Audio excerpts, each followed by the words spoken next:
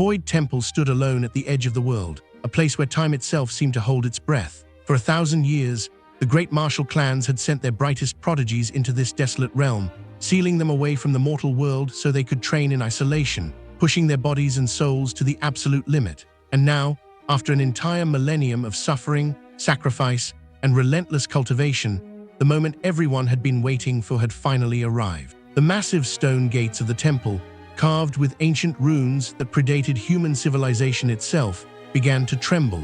Dust that had settled over centuries cascaded down from the towering archway as the seals that had held for 1,000 years started to crack, one by one, with sounds like thunder echoing across the barren landscape.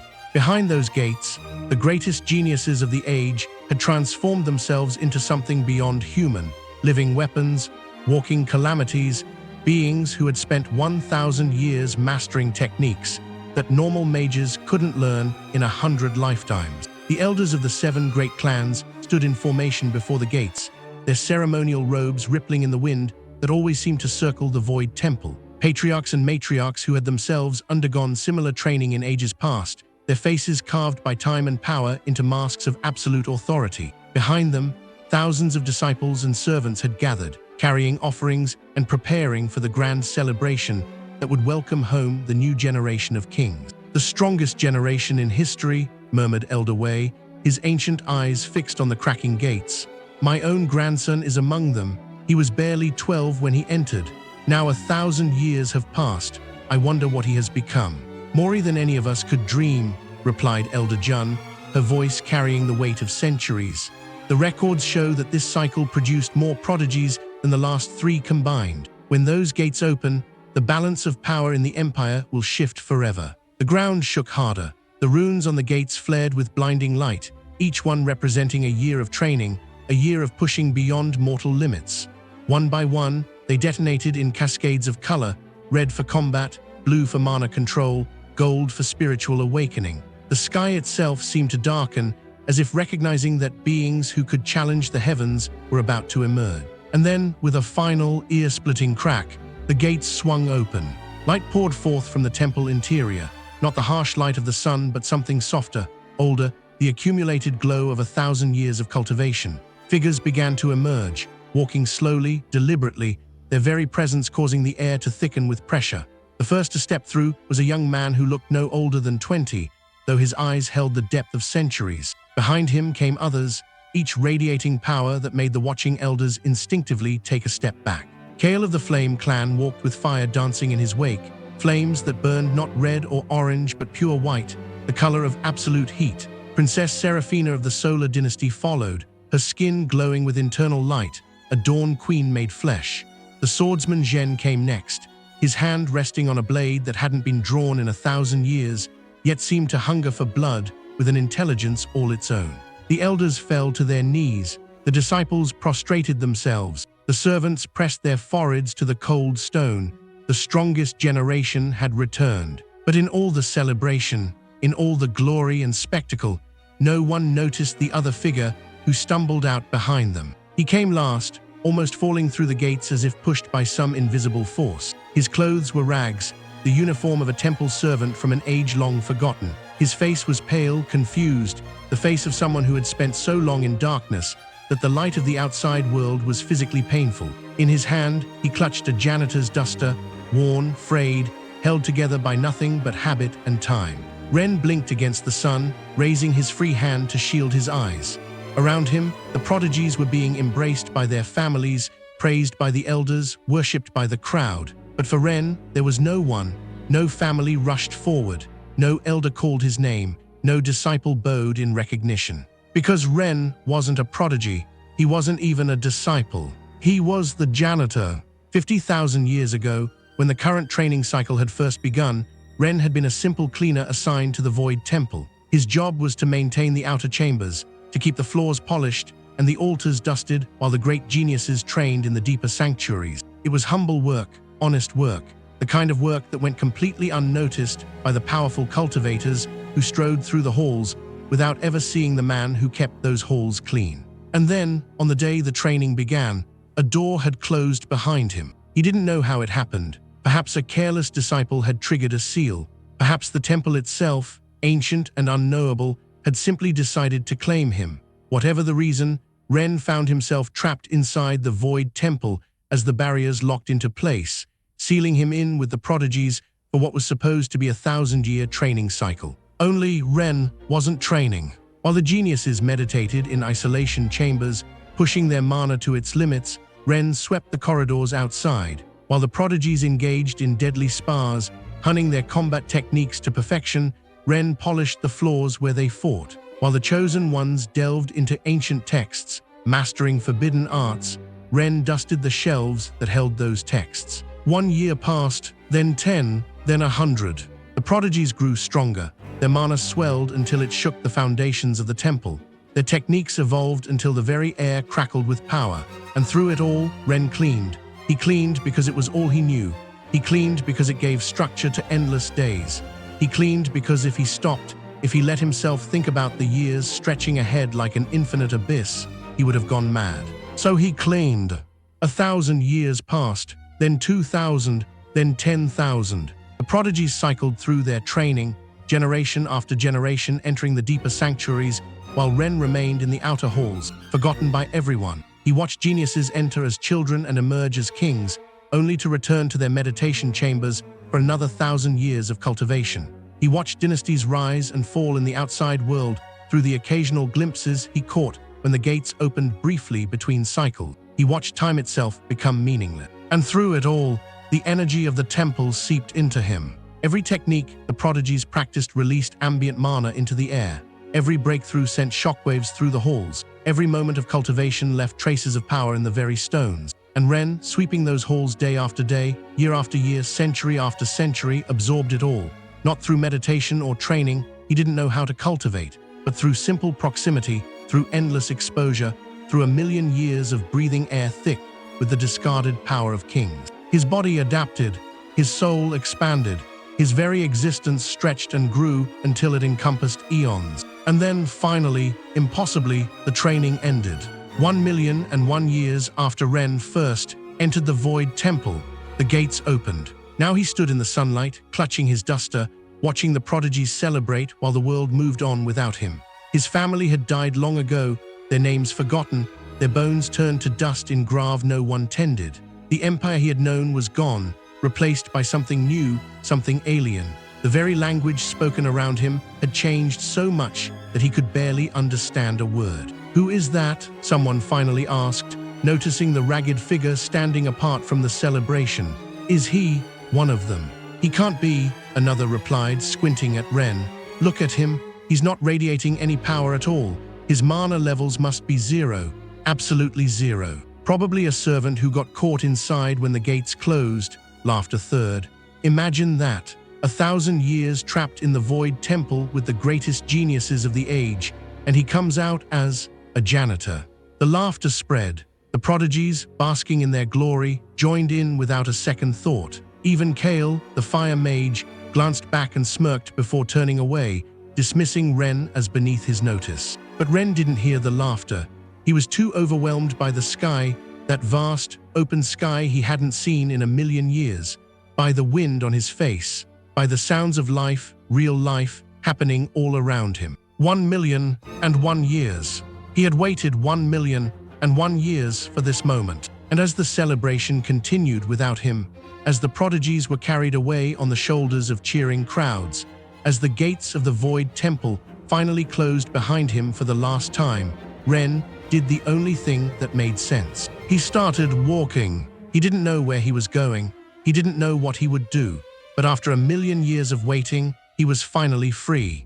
And somewhere in this strange new world, he would find a place where a simple janitor could belong.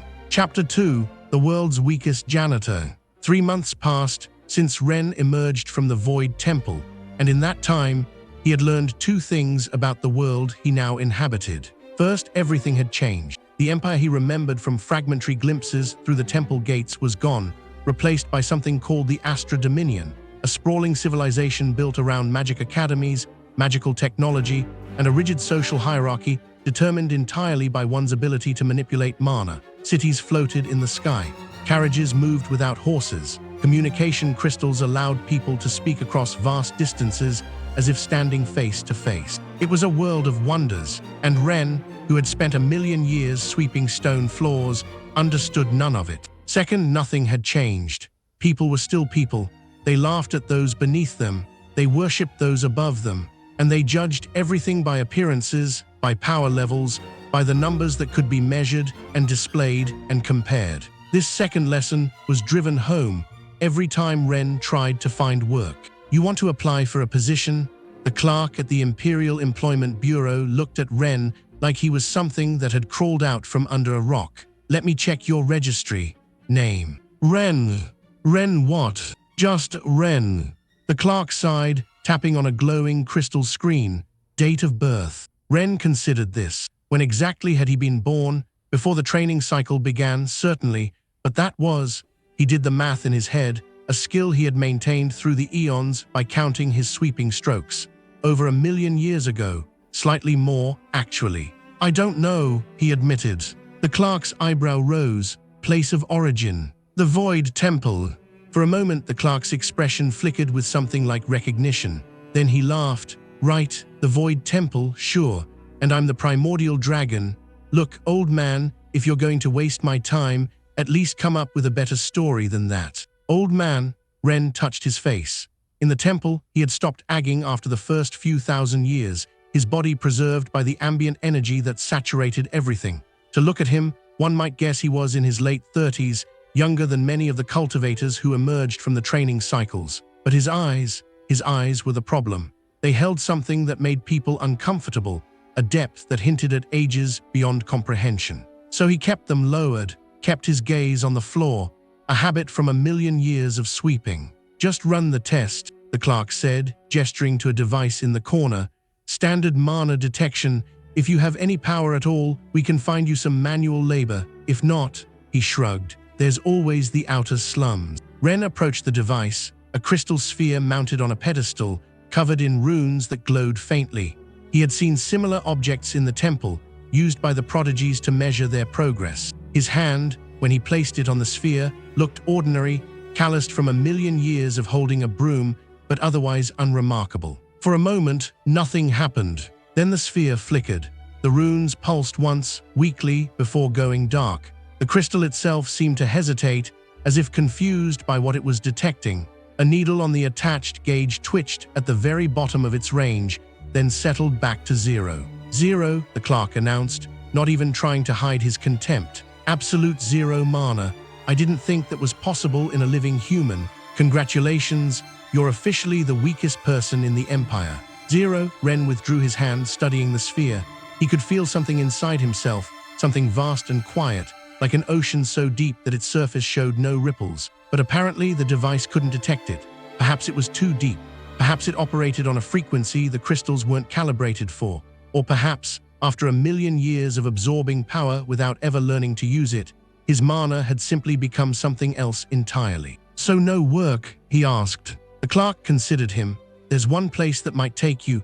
The Astra Academy is always hiring servants. They need people to clean the dormitories, sweep the training grounds, that sort of thing. Pay is terrible, but you get a room and meals. And hey, you get to be around real cultivators. Maybe some of their power will rub off on you. He laughed at his own joke. Ren's eyes, for the first time in months, showed something like interest. Claim. He could claim. The Astra Academy rose from the heart of the capital like a mountain of crystal and light, its towers piercing the clouds, its walls inscribed with protective arrays that shimmered constantly as they absorbed ambient mana from the atmosphere. This was where the Empire's greatest young talents came to study, to train, to compete. This was where the prodigies of the latest Void Temple cycle had enrolled, eager to learn modern magic to complement their ancient techniques. And this was where Ren reported for work on his first day as a janitor. You're the new cleaner, the head groundskeeper, a burly man named Torvin, looked Ren up and down with obvious disappointment. You don't look like much, but I suppose you don't need muscles to push a broom. Follow me. They walked through corridors that made Ren's head spin. The walls were covered with moving images, paintings that shifted and changed, showing scenes from history or diagrams of magical theory. Floating orbs provided light that followed students as they passed. The floors themselves seemed to hum with power, inscribed with arrays that reinforced the very structure of the building. The academy was founded 3,000 years ago, Torvin explained as they walked. Greatest magical institution in the world. The students here are the best of the best, which means they're also the most entitled, most arrogant, most messy brats you'll ever meet. Your job is to clean up after them. You see a mess, you clean it. You see a student, you get out of their way. They're above you in every possible way, and don't you forget it. Above me, Ren thought of the prodigies he had watched for 1,000,000 years, training and fighting and growing while he swept around them. He thought of Kale, whose fire techniques had once accidentally scorched a corridor Ren had just polished. He thought of how he had simply waited for the flames to die, then started polishing again. "Yes, sir," he said. Torvin stopped before a supply closet and pulled out a broom, a mop, a bucket, and a set of worn gray uniforms. "These are yours. Your quarters are in the servant wing, room 247. You start tonight after the evening training sessions. The students will have made a mess of the sparring grounds by then. Your first task is to clean the Grand Arena." The Grand Arena.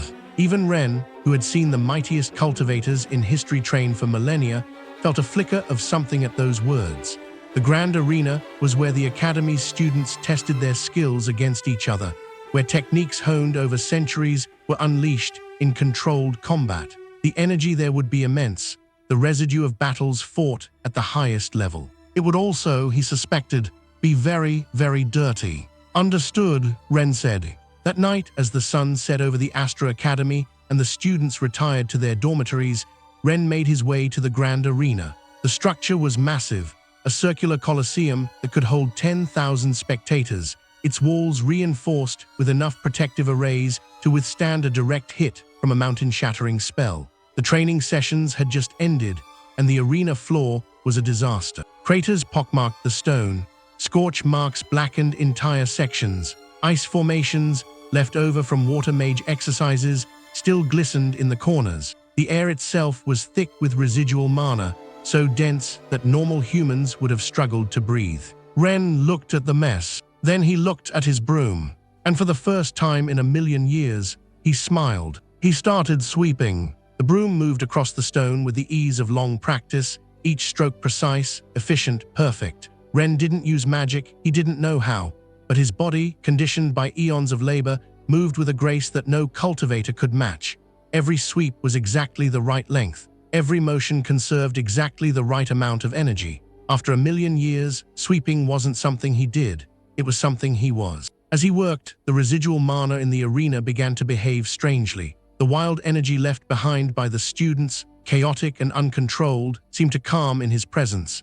It didn't flow into him, he didn't absorb it, but it settled, quieted, as if recognizing something familiar, something ancient, something that had spent 1,000,000 years in the presence of power without ever being consumed by it. By dawn, the Grand Arena was spotless. Not clean, not tidy, spotless. The craters were still there. Ren couldn't fix stone with a broom, but every surface gleamed. Every corner was dust-free. The residual mana that had clogged the air had dissipated, replaced by a calm neutrality that felt almost peaceful. When the first students arrived for morning practice, they stopped dead at the entrance. "What the?" one of them breathed. "Who claimed this?" "Probably some servant," another replied. "Who cares? Let's get started. I want to test that new technique today." They entered the arena, spreading out across the pristine floor, and as they began their warm-ups, stretching muscles honed by centuries of training, none of them noticed the gray-clad figure slipping out a side exit, his broom over his shoulder, his work complete. None of them noticed the janitor.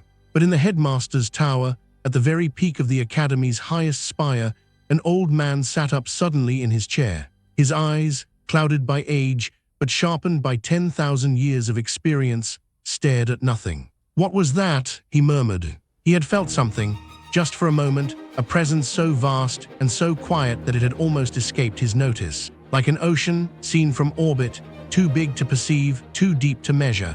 And then it was gone, hidden again, submerged beneath the surface of ordinary existence. The headmaster, who had himself undergone the Void Temple training 10,000 years ago, who had emerged as one of the most powerful mages in history, who had seen kings walk the earth and demons rise from the abyss. The headmaster sat in his tower and wondered if, for the first time in millennia, he had just encountered something he couldn't understand. Down in the servant quarters, Ren hung his uniform on its hook, placed his broom in its corner, and lay down on his narrow bed. It had been a good day's work. He fell asleep smiling. Chapter 3: A 1,000-year-old bully. 2 weeks passed, and Ren settled into a routine that felt, after a million years of isolation, almost like paradise. He woke before dawn, cleaned the dormitories while students slept, swept the training grounds during morning sessions, polished the libraries in the afternoon, and finished each day with the grand arena. The work was familiar, comforting, meaningful in a way that nothing else in his strange existence had ever been. The students, as predicted, never noticed him. They walked past him in corridors without seeing. They dropped trash where they stood, expecting it to vanish by magic or servant labor. It was all the same to them. They discussed their training, their techniques, their rivalries, never once glancing at the gray-clad figure with the broom who moved among them like a ghost. And Ren was content with this. After eons of solitude, simply being around other living humans was enough. He didn't need their recognition. He didn't need their respect. He just needed to work, to exist, to finally be part of a world that moved and changed and lived. But the world, as Ren was learning, had other plans. It started with Kale. The fire mage prodigy had become something of a celebrity at the academy. Fresh from his 1,000-year training in the Void Temple, he was stronger than almost any student who had studied there conventionally. His flames burned hot enough to melt steel. His control was precise enough to light a single candle from 100 paces. And his ego was large enough to encompass the entire empire. Kale had noticed Ren, not as a person, of course, but as an irritant, a reminder that even someone who had spent 1,000 years becoming a king had to share space with servants, a symbol of everything beneath him. "Is that the zero-mana janitor I've heard about?" Kale asked one afternoon as Ren swept the corridor outside the combat training hall. His voice carried, deliberately loud enough for his entourage to hear. "The one who registered absolute zero on the detection crystals. They say he's literally the weakest human alive." Laughter rippled through the group. Ren kept sweeping. "Hey, janitor." Kale stepped forward, blocking the path. "I'm talking to you. Look at me when your betters address you." Ren looked up. His eyes, calm and patient, met Kale's arrogant gaze. "I'm sorry, I didn't mean to be in your way. I'll move aside." He stepped to the left, preparing to continue sweeping. But Kale stepped with him. "I don't want you to move aside. I want to know how someone like you ends up in a place like this. Did you sneak in, bribe someone, or did the Academy start a charity program for the magically disabled?" Maury laughter. Ren considered the questions. Should he explain about the Void Temple, about the million years, about how he had watched Kale's predecessors train and fight and die while he swept around them?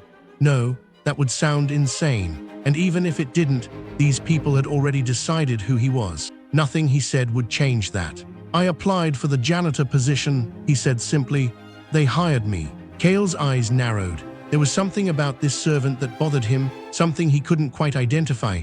Most weaklings cowered in his presence, their fear palpable, their mana signatures spiking with terror.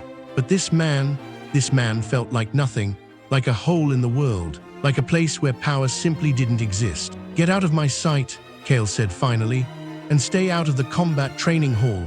I don't want someone like you contaminating the space where real cultivators work." Ren nodded, bowing slightly. "Of course, I'll focus on the other areas." He turned and walked away, his broom over his shoulder, his steps unhurried. Kale watched him go, a strange unease settling in his chest. Then he shook it off. The janitor was nothing, a zero-mana freak who happened to have unsettling eyes, not worth a moment's thought. But the universe, as Kale would soon learn, had a sense of humor. 3 days later, the combat instructor announced a practical sparring session. Students would be paired randomly, forced to demonstrate their techniques in live combat. It was a standard exercise designed to simulate real battle conditions and test how well the prodigies could adapt to unexpected opponents. "Today's pairings are random," Instructor Merrick announced, his voice carrying across the grand arena. "But remember, in real combat, you don't get to choose your enemy. Adapt or die." He began reading names from a crystal slate. Student after student was called forward, paired with classmates of similar power levels. The matches were intense, spectacular displays of magic and martial skill that had the spectators cheering. Then Instructor Merrick reached the last pairing. Kale of the Flame Clan. Kale stepped forward, confidence radiating from every pore. He had already decided to end his match quickly, a single devastating technique that would remind everyone exactly who they were dealing with. His opponent. Merrick paused, frowning at the slate. For a moment, confusion flickered across his face. Then he read the next name. Ren, janitorial staff. Silence. Complete, absolute silence. Then chaos erupted. Students laughed, shouted, demanded an explanation. How could a janitor be paired with a 1,000-year prodigy? It was absurd. It was impossible. It was the most ridiculous thing anyone had ever heard. There must be a mistake, Kale said, his voice cutting through the noise. I won't waste my time fighting a servant. Instructor Merrick examined the slate, tapping it repeatedly. The system doesn't make mistakes. It pairs students based on available participants who have registered for combat training. Somehow this Ren person is registered as a combat student. Impossible, Kale repeated. He has 0 mana. He's literally the weakest human in existence. Fighting him would be like fighting a child. But Ren, who had been quietly sweeping in a corner of the arena, had stopped moving. Registered as a combat student, he had never registered for anything. He had only ever wanted to clean. Unless someone had played a joke on him, entered his name as a prank. It wouldn't be the first time the students had amused themselves at his expense. Well, Instructor Merrick called out. Janitor Ren approached the arena. Ren looked at his broom. He looked at the arena floor, which he had spent hours cleaning the night before. He looked at Kale, standing in the center of the training ground, flames already beginning to dance around his fists. With a sigh that carried the weight of 1,000,000 years, Ren set his broom against the wall and walked forward. The students parted for him like water around a stone, their faces a mixture of disbelief and anticipation. This was going to be hilarious. The 0 mana janitor versus the Fire King. They couldn't wait to see what Kale would do. Step into the circle, Merrick instructed, gesturing to the combat zone inscribed on the arena floor. The match ends when one participant yields or is unable to continue. Begin when ready. Ren stepped into the circle. Kale faced him, flames now wreathing his entire body in a corona of white-hot fire. The temperature in the arena rose dramatically, causing students in the front rows to lean back from the heat. This is pathetic, he said. I'm going to end this in 1 second. Try not to die, janitor. I'd hate to have to clean up the mess. He raised his hand. The technique he chose was one he had perfected during his final century in the Void Temple Solar Flare Destruction. It gathered all his fire mana into a single point, then released it in an explosion that could vaporize a mountain. Against a normal opponent, it was overkill. Against a 0 mana janitor, it was annihilation. The fireball formed above his palm, growing brighter and hotter until it rivaled the sun itself. Students shielded their eyes. Instructor Merrick raised a protective barrier around the spectators. The very stones of the arena began to glow from the heat. Ren watched the fireball form. In the Void Temple, he had seen techniques like this 1,000,000 times. Prodigy after prodigy had practiced similar attacks, unleashing them against training dummies or each other. He had swept the ashes afterward. He had polished the scorch marks from the floors. He had, in a very real sense, spent eons cleaning up the aftermath of exactly this kind of display. And somewhere in the depths of his being, something stirred. Not power exactly, not awareness, just memory. The memory of 1,000,000 years of heat washing over him without effect. The memory of flames that could melt steel dying against skin that had been seasoned by eternity. The memory of being exposed to so much destructive energy that destruction itself had become, to him, simply another kind of dirt. Kale thrust his hand forward. Solar flare destruction. The fireball leaped from his palm, a miniature sun racing toward Ren with enough force to level a city block. The students screamed in excitement. Instructor Merrick tensed, ready to intervene if the janitor was actually in danger of dying. Ren's body moved before his mind could catch up. His hand, still holding the janitor's duster, came up in a motion he had performed billions of times. A flick. The same flick he used to knock dust from high shelves. The same flick he used to send cobwebs floating away. The same flick that, after 1,000,000 years, was as natural to him as breathing. The duster touched the fireball. and the fireball simply stopped. For one frozen moment, the miniature sun hung in the air, its forward momentum completely arrested. Then, with a sound like a snuffed candle, it vanished. Not exploded, not dissipated, just gone, as if it had never existed.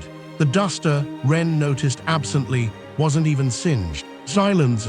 The same absolute silence that had greeted his name being called, but deeper now.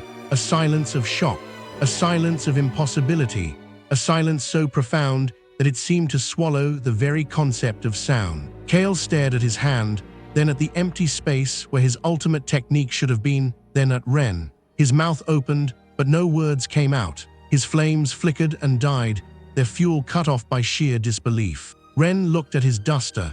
He looked at Kale. He looked at the thousands of students staring at him with expressions ranging from confusion to terror. "I'm sorry," he said quietly.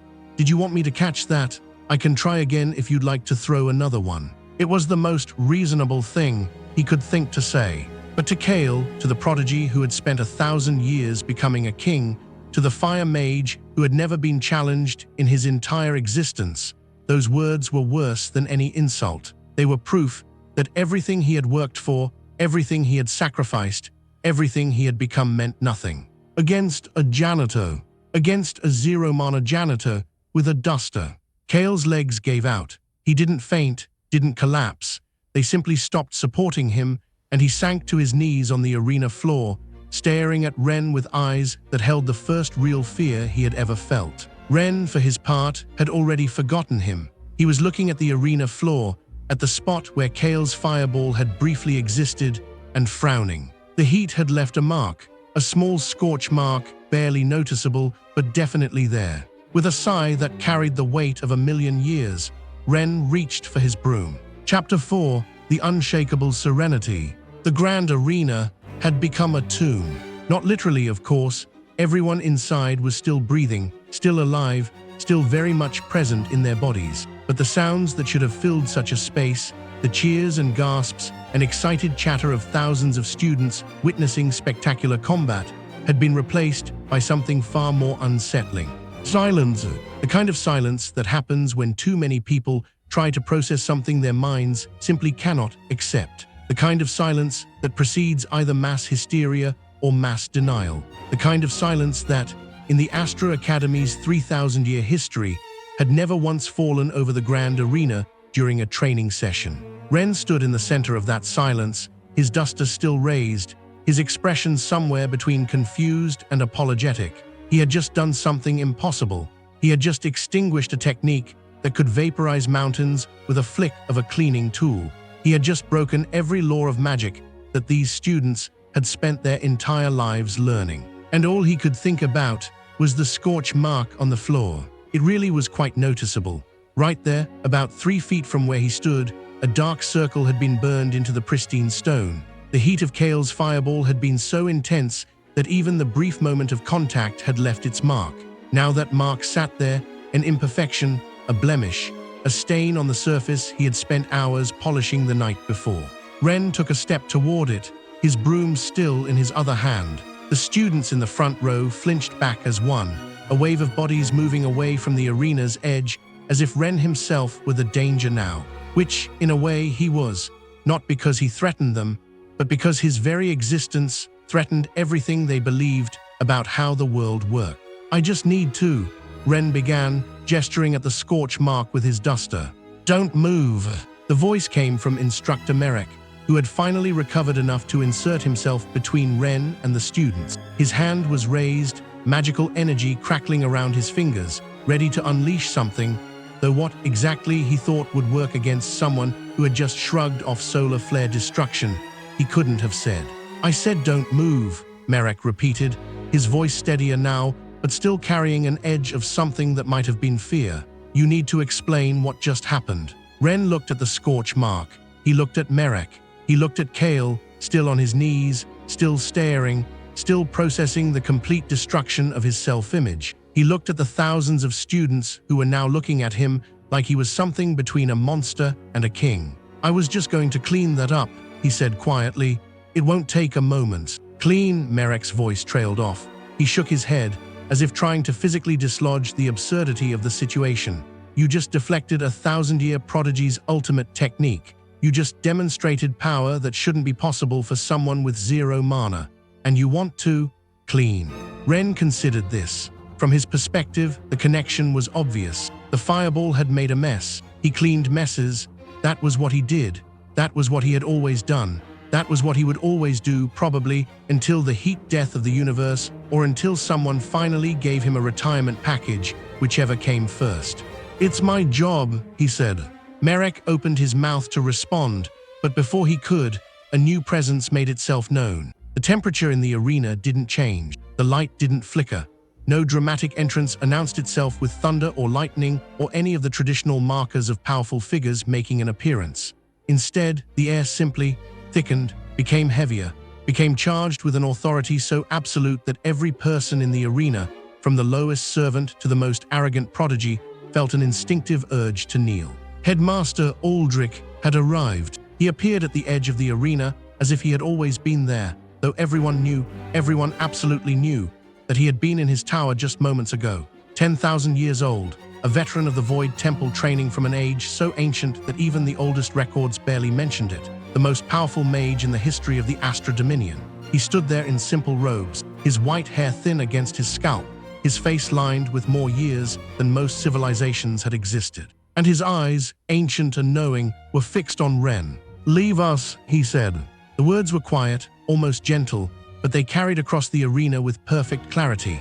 Students rose from their seats, not running or panicking but simply obeying, filing out in an orderly stream that somehow felt more intimidating than any chaos could have been. Instructor Merrick bowed deeply and followed them. Even Kale, still shaken, managed to stumble to his feet and join the exodus. Within minutes, the grand arena was empty, except for Ren and the headmaster and the scorch mark. Ren looked at the headmaster.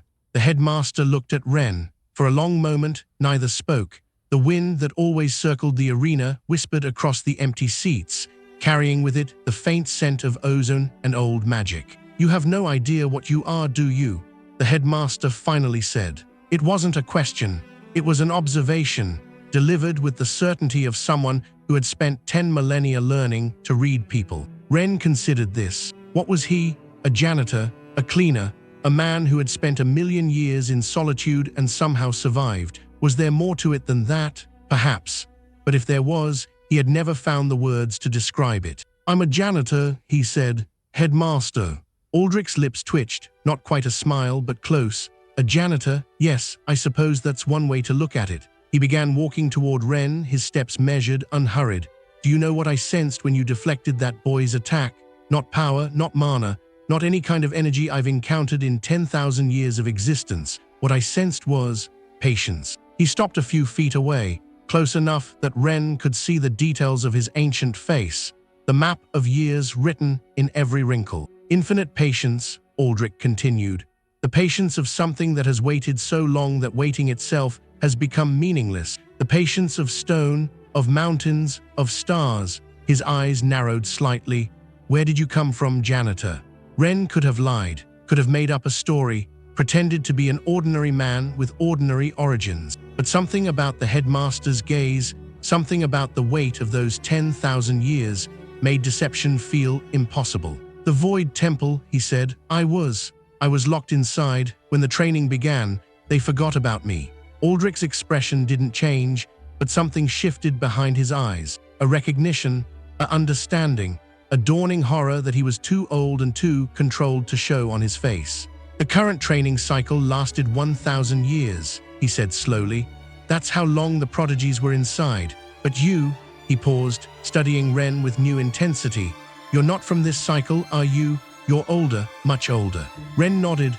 "I was there when the gates first closed for this cycle, but then the cycle ended and a new one began and I was still inside. And then another, and another."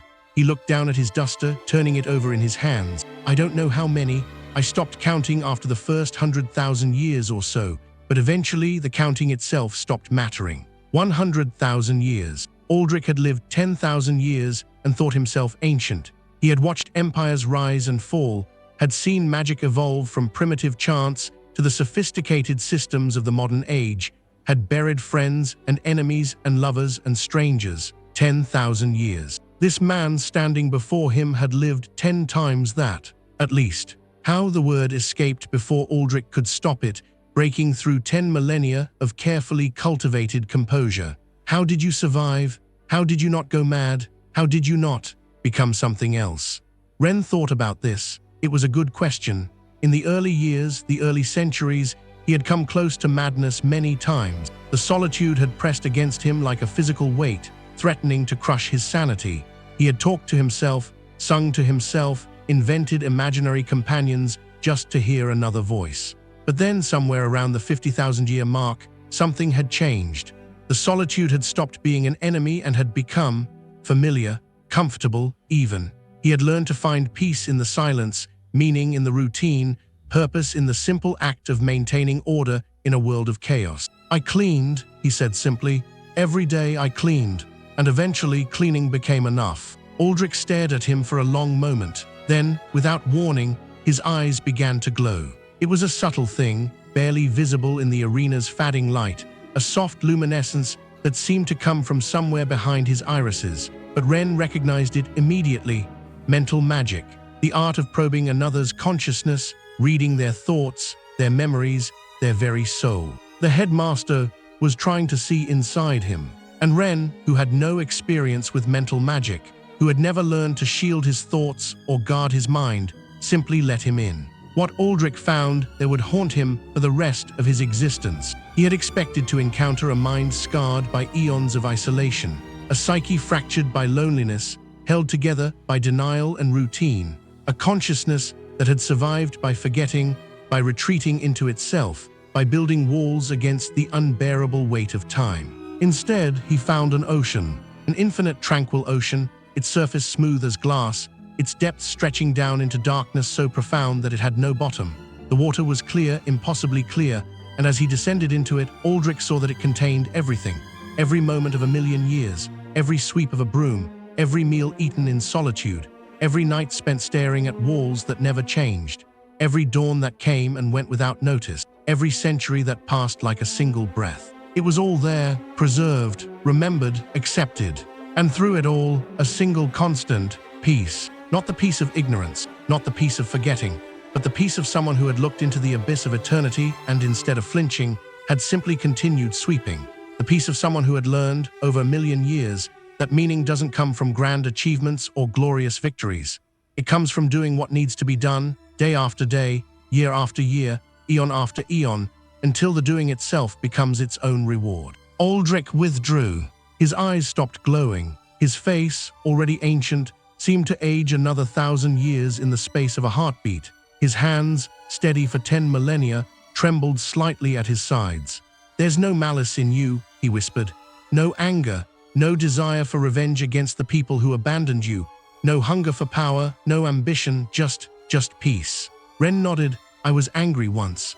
For the first few thousand years I was very angry, but anger takes energy, it takes focus, and after a while I realized that being angry didn't change anything.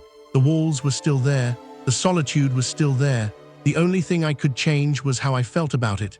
He shrugged, a small, almost imperceptible movement. "So I changed." The headmaster closed his eyes. In 10,000 years, he had encountered beings of immense power, dragons, demons, kings who walked the earth in mortal form. He had faced creatures that could shatter mountains with a thought and entities that existed beyond the boundaries of reality itself. He had never, not once, encountered anything like this. A man who had suffered more than any living being should be able to comprehend. A man who had been forgotten by everyone and everything he had ever known. A man who had spent 1,000,000 years in absolute solitude, and who had emerged not as a monster, not as a tyrant, not as a vengeful king bent on destroying the world that abandoned him, but as a janitor, a simple, peaceful janitor who just wanted to clean. "You could rule this world," Aldrich said, opening his eyes. "With the power you must have accumulated over that time, even unknowingly, you could crush any opposition. You could sit on a throne of ashes and call yourself emperor. You could." "I don't want to rule anything," Ren interrupted gently. "I've spent 1,000,000 years being responsible for nothing but my broom and my bucket. That's enough responsibility for me." He looked toward the exit where the students had filed out. Those young people out there, they want power, they want glory, they want to be remembered. I understand that. I wanted those things once too. He smiled, a real smile, warm and genuine. But I've learned that being remembered isn't the same as being happy. And I'm happy, headmaster, happier than I've been in a very long time. Please don't take that away from me. Aldrich studied him for a long moment. Then, slowly, he nodded. I won't tell them, he said. The students, the faculty, the empire, they'll want answers. They'll want to know what you are, where you came from, how you did what you did. But I won't tell them. He paused.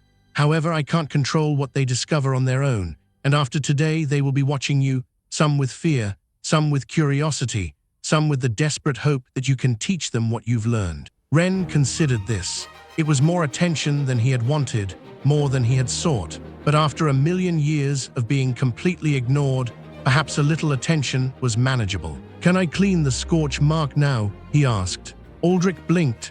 Then, for the first time in thousands of years, he laughed. It wasn't a loud laugh. He had forgotten how to be loud if he had ever known. But it was genuine, a release of tension that had been building since the moment he first sensed Ren's presence. He laughed, and the sound echoed across the empty arena, and somewhere in the depths of his ancient soul, he realized that he had just encountered something truly extraordinary. Not power, not magic, not cultivation, but a man who had found peace in a universe designed to drive everyone mad. Yes, Aldrich said, still chuckling. Yes, you can clean the scorch mark. Ren smiled and walked to the blemish, his broom ready, his duster tucked into his belt. He knelt, inspected the mark with the practiced eye of someone who had spent eons studying stains, and began to work. The headmaster watched for a long moment. Then, silently, he turned and walked away, leaving Ren alone with his task. Outside the arena, the academy was buzzing with whispered conversations and wild theories. Students gathered in clusters, trying to make sense of what they had witnessed. Instructors hurried from building to building, carrying reports to their superiors. Messengers were dispatched to the imperial palace, to the great clans, to anyone who might have answers. And in the center of it all, Kale sat alone in his dormitory room, staring at his hands. Hands that had summoned solar fire. Hands that had mastered techniques that took centuries to learn. Hands that had, just hours ago, been rendered completely useless by a janitor with a duster. For the first time in his existence, Kale wondered if he had been wrong about everything. Down in the servant quarters, hours later, Ren finally returned to his room. He hung his uniform on its hook, placed his broom in its corner, and lay down on his narrow bed. It had been an unusual day, more attention than usual, more questions than usual, but the work was done, the arena was clean, and tomorrow there would be more work to do.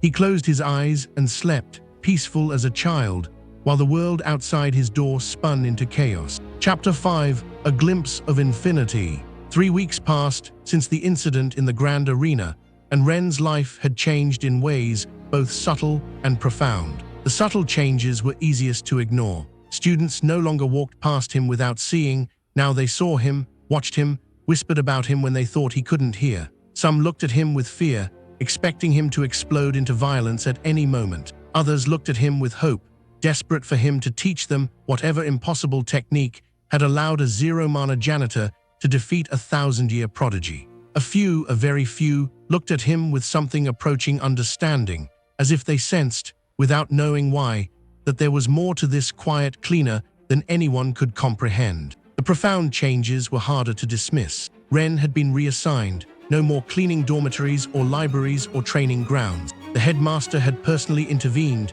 declaring that Ren would accompany the advanced students on their upcoming dungeon exploration exam. As an observer, supposedly, as someone who could maintain order in the chaotic environment of a magical dungeon. Ren suspected the headmaster had other reasons. Perhaps he wanted to see how Ren would react to real danger. Perhaps he wanted to confirm his suspicions about the true nature of Ren's power. Or perhaps he simply wanted to give the students an opportunity to observe Ren in action, to learn from his example. Whatever the reason, Ren found himself standing at the entrance to the sunken depths, a dungeon that had existed since before the Astra Dominion was founded, surrounded by 20 of the Academy's most promising students, and one very anxious instructor. Listen carefully, Instructor Valerius said, his voice carrying the weight of someone who had led dozens of dungeon expeditions and lost students in more than one. The sunken depths is a living dungeon. It adapts, it learns, it reacts to the power levels of those who enter. The stronger you are, the stronger the challenges you'll face. That's why we're sending you the elite. The dungeon will test you at your level, push you to your limits. Stay together, follow the plan, and don't do anything stupid. His eyes flickered to Ren, standing at the back of the group with his broom over his shoulder. The instructor had argued against including the janitor, vigorously, repeatedly, but the headmaster's word was law, and so here they were. Ren, Valerius continued, you'll stay at the rear. If anything happens, if anyone gets hurt, you call for help immediately. Do not engage. Do not try to fight. Your job is to observe and, if necessary, retreat. Ren nodded. I understand. The students glanced at each other, exchanging looks that ranged from skepticism to barely concealed fear. They had all heard about what happened in the grand arena. They had all seen Kale, once the most arrogant prodigy in the academy, now a shadow of his former self, avoiding everyone's gaze and speaking only when spoken to. They didn't understand what Ren was, but they understood that he was dangerous. The dungeon entrance loomed before them, a massive archway carved from black stone, its surface covered in runes that pulsed with faint, sickly light. Beyond it, darkness waited. Darkness and unknown dangers, and the promise of challenges that would test everything these young cultivators had learned. Form up, Valerius commanded. We move in 5. As the students arranged themselves into their assigned positions, front line, support, rear guard, a young woman approached Ren. She was tall, with sharp features and eyes that held the weight of someone who had seen more than her years should allow. Her name was Liana, and she was the only student who had consistently looked at Ren without fear since the incident. I don't know what you are, she said quietly, but I know what you're not. You're not a fighter, you're not a cultivator, you're not any of the things everyone's been whispering about. Ren looked at her, curious. What am I then? Liana considered this. I think you're exactly what you appear to be, a janitor, a cleaner, someone who just wants to do his job and be left alone. She paused. But I also think that's the most terrifying thing about you, because if someone can do what you did without even trying, without even wanting to, then what happens when they actually try? Ren had no answer to that. He had never tried. In a million years, he had never once attempted to use the power that must have accumulated within him. He had never tested his limits, never pushed his boundaries, never wondered what he was truly capable of. And he didn't intend to start now. We should join the others, he said. The instructor looks ready to begin. Liana nodded and turned away, but not before Ren caught something in her expression, something that looked almost like pity. The dungeon swallowed them whole.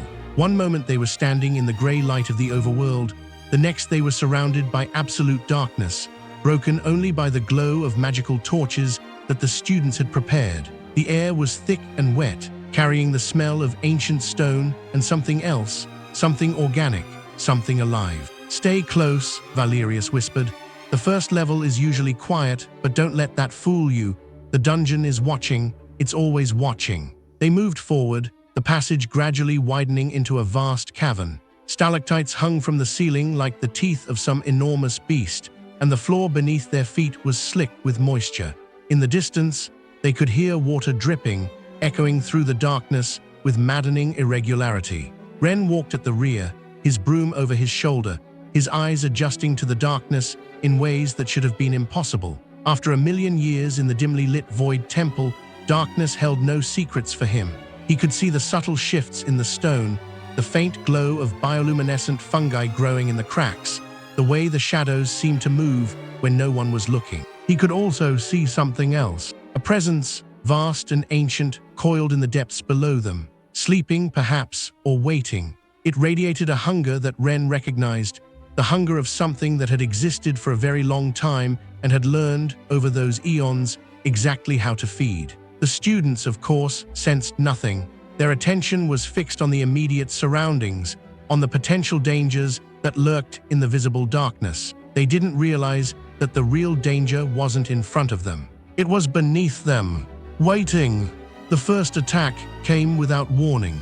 One moment, the student at the front of the group, a young man named Darius, specializing in earth magic, was stepping carefully across the cavern floor. The next, The ground beneath him simply ceased to exist, replaced by a maw of shadow that opened like a wound in reality itself. Darius screamed, his body already falling, already being consumed by the darkness. The other students reacted instantly, fire and ice and lightning lashing out at the shadow, but their attacks passed through it as if it weren't there. The maw continued to widen, reaching for more prey, its hunger infinite and undeniable. "Everyone back," Valerius shouted, already forming a barrier spell that he must have known would be useless. "Get back now." But the maw was faster. Shadows erupted from its edges like tentacles, wrapping around students, dragging them toward the consuming darkness. Screams filled the cavern, echoing off the ancient stone, and in moments, half the group had been taken. Ren watched it happen. He watched the students panic, watched their attacks fail, watched their hope die in their eyes as the shadow claimed them one by one. And in the depths of his being, something stirred. Not power, not anger, but recognition. He had seen this before. In the Void Temple, during the early cycles, creatures like this had sometimes found their way in. Beings born of shadow and hunger, drawn by the immense power of the training prodigies. They had fed on that power, grown strong on it, become nearly impossible to destroy. But Ren had cleaned up after them.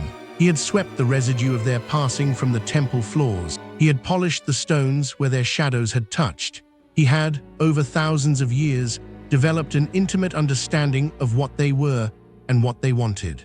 And what they wanted, more than anything, was power. The Shadow Maw, having consumed half the students, now turned its attention to the survivors. Its hunger was not satisfied. It would never be satisfied. It wanted more. It wanted everything. And among the survivors, its attention fixed on the smallest source of mana it could detect. On Ren, the janitor with zero power, the weakest human in existence, the easiest prey. The shadow lunged. Ren's body moved before his mind could catch up. Not to run, not to fight, but simply to receive, to accept, to let the shadow do what shadows did. The darkness enveloped him completely, swallowing him in an instant. Liana screamed. Valerius shouted something unintelligible. The remaining students stared in horror as the janitor disappeared into the maw. And then something impossible happened. The shadow stopped. It didn't withdraw. It didn't release its other victims. It simply froze, hovering in place, its form flickering and unstable, as if it had encountered something its ancient mind couldn't process. Deep inside the darkness, Ren stood in absolute void. Around him, he could sense the students who had been consumed, suspended in the shadow's essence, their life force slowly being drained. He could sense the shadow itself, its consciousness vast and hungry and ancient. He could sense the power it had accumulated over millennia of feeding on cultivators. And he could sense something else. The shadow was trying to consume him, trying to drain his mana, his life force, his very essence. But there was nothing to drain, no mana to take, no power to steal, just emptiness. An emptiness so profound that it threatened to swallow the shadow in turn. For the first time in its existence, the shadow encountered something it couldn't eat. And then, impossibly, it encountered something else. Emotion. Not from Ren. Ren was calm, peaceful, accepting of whatever happened. But from somewhere deep within him, from the accumulated weight of 1,000,000 years of solitude, something leaked out. A fraction of the loneliness he had felt. A whisper of the despair he had overcome. A hint of the patience he had learned. The shadow, which had fed on power for eons, had never encountered loneliness before. It had never tasted despair. It had never experienced patience. And the sheer weight of those emotions, concentrated over 1,000,000 years and released in a single moment, was too much for it to bear. Outside the darkness, the surviving students watched in awe as the Shadow Maw began to tremble. Its form rippled, distorted, cracked. Light, real light, not the glow of magical torches, began to seep through the cracks. And then, with a sound like reality itself tearing, the shadow exploded. Students tumbled out of the darkness, gasping, crying, alive. The shadow's essence dissipated like morning fog, leaving behind nothing but the faintest residue on the cavern floor. And in the center of it all, Ren stood with his broom still over his shoulder, his expression concerned. "Is everyone all right?" he asked. "I was worried for a moment." Liana stared at him, her mouth open, her mind refusing to process what she had just witnessed. The shadow had consumed him, the shadow had tried to drain him, and the shadow had died. Not from any attack, not from any defense, but simply from the weight of who he was. What are you?" she whispered. Ren looked at her, and for just a moment she saw it, the depth behind his eyes. The ocean of time, the million years of solitude, compressed into a single human form, walking among them like an ordinary man. "I'm a janitor," he said gently, "and I think we should get out of this dungeon. The creature that was here, it was just a child. Its mother is waking up." As if in response to his words, the ground began to shake. Deep below them, something vast and ancient opened its eyes. Chapter 6: The Secret of the Cleaning Cloth. The shaking continued for exactly 7 seconds, then stopped as abruptly as it had begun. In the silence that followed, the surviving students looked at each other with expressions that ranged from terror to confusion to desperate hope. "What do you mean, its mother?" Valerius demanded, his instructor's composure finally cracking. "What mother? What's down there?" Ren considered the question, how to explain what he had sensed. The creature they had just encountered was indeed a child, young, reckless, driven by hunger without wisdom. But below it, coiled in the deepest darkness of the dungeon, something else waited. Something that had been there since before humans walked the world. Something that had learned, over eons, that patience was more effective than aggression. Something that was, in its own way, very much like Ren himself. "Nothing we can fight," Ren said finally. "Not with the power we have. We should leave now before it decides to come up." "And the dungeon exam?" one of the students asked weakly. "We haven't completed the objectives. We haven't gathered any samples. We haven't." "We are leaving," Valerius interrupted, his voice brooking no argument. "Now, everyone form up, wounded in the center, move quickly and quietly." They moved. The return journey through the dungeon was faster than the approach had been, driven by fear and the certainty that something was watching them from below. Ren stayed at the rear, his broom still over his shoulder, his eyes occasionally glancing at the walls as if he could see through them to the depths beyond. Liana stayed close to him. "You knew," she said quietly as they walked. "You knew what that creature was. You knew how to defeat it. You knew about its mother." Ren shook his head. "I didn't defeat it. It defeated itself. It just couldn't handle what it found inside me." "And what's that?" He thought about lying, thought about deflecting, thought about changing the subject. But something about Liana's directness, her refusal to fear him, made him want to answer honestly. "Time," he said. "A lot of time. More than anyone should have to experience alone. The creature fed on power, on life force, on mana, but I don't have any of those things. All I have is time. And when it tried to consume me, it consumed a million years of solitude instead." He paused. "That's not something any creature is built to handle." Liana was silent for a long moment. Then, incredibly, she smiled. "You're the strangest person I've ever met," she said, "and I've met a lot of strange people." Ren smiled back. "I'm probably the strangest person anyone has ever met. I've had more time to practice." They emerged from the dungeon into the gray light of the overworld, and the tension that had gripped them since the attack finally began to release. Students collapsed onto the grass, gasping, crying, laughing with relief. Valerius immediately began counting heads, checking injuries, sending messengers to the academy. Ren stood apart from them, his broom over his shoulder, looking back at the dungeon entrance. Something was watching him from the darkness. He could feel it, the mother, aware now of what had happened to her child, aware of the strange being who had caused it. He could feel her confusion, her curiosity, her ancient patience. She was not angry, he realized. She was interested. "Another time," he murmured to the darkness. "Maybe." Then he turned and walked toward the academy, leaving the dungeon behind. Word of what happened in the sunken depths spread faster than even the fastest messenger could travel. By the time Ren returned to his quarters that evening, the entire academy was buzzing with new rumors. The janitor had defeated a shadow beast without lifting a finger. The janitor had survived being consumed by darkness. The janitor had sensed something even the instructors couldn't detect. And some people, the kind of people who always pay attention when impossible things happen, had started to take notice. 3 days later, Ren was in the library. It was his favorite place in the academy, not for the books. He couldn't read most of them, the language having changed too much over the millennia, but for the peace. The library was quiet, orderly, a place where everything had its proper location and nothing moved unless someone moved it. He came here to clean, to organize, to lose himself in the simple satisfaction of making things neat. He was dusting a shelf of ancient texts when he sensed them. Assassins! He didn't know how he knew. There was no sound, no movement, no obvious sign of intrusion. But after 1,000,000 years of absolute solitude, Ren had developed an awareness of presence that went beyond normal perception. He could feel when someone else was in a space, could sense their attention, their intent, their very existence. And right now, he could feel 5 presences that hadn't been there a moment ago. They were good, very good. Their mana was suppressed so completely that even most advanced detection spells would have missed them.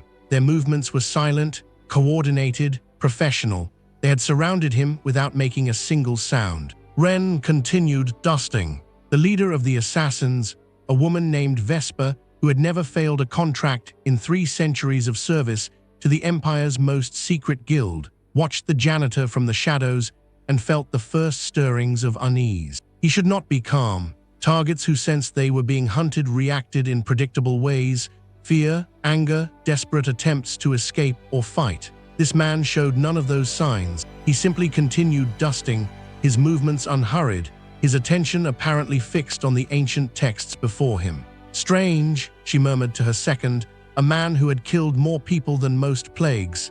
He should at least be looking around. Maybe he doesn't know we're here," the second suggested. Vesper considered this. It was possible. Their stealth techniques were legendary, honed over centuries of practice and reinforced by artifacts that masked their presence from almost all forms of detection. But something about this situation felt wrong, felt off, felt like walking into a trap that hadn't been set yet. "Proceed," she decided. "Fast and clean. I want him dead before he can react." The assassins moved.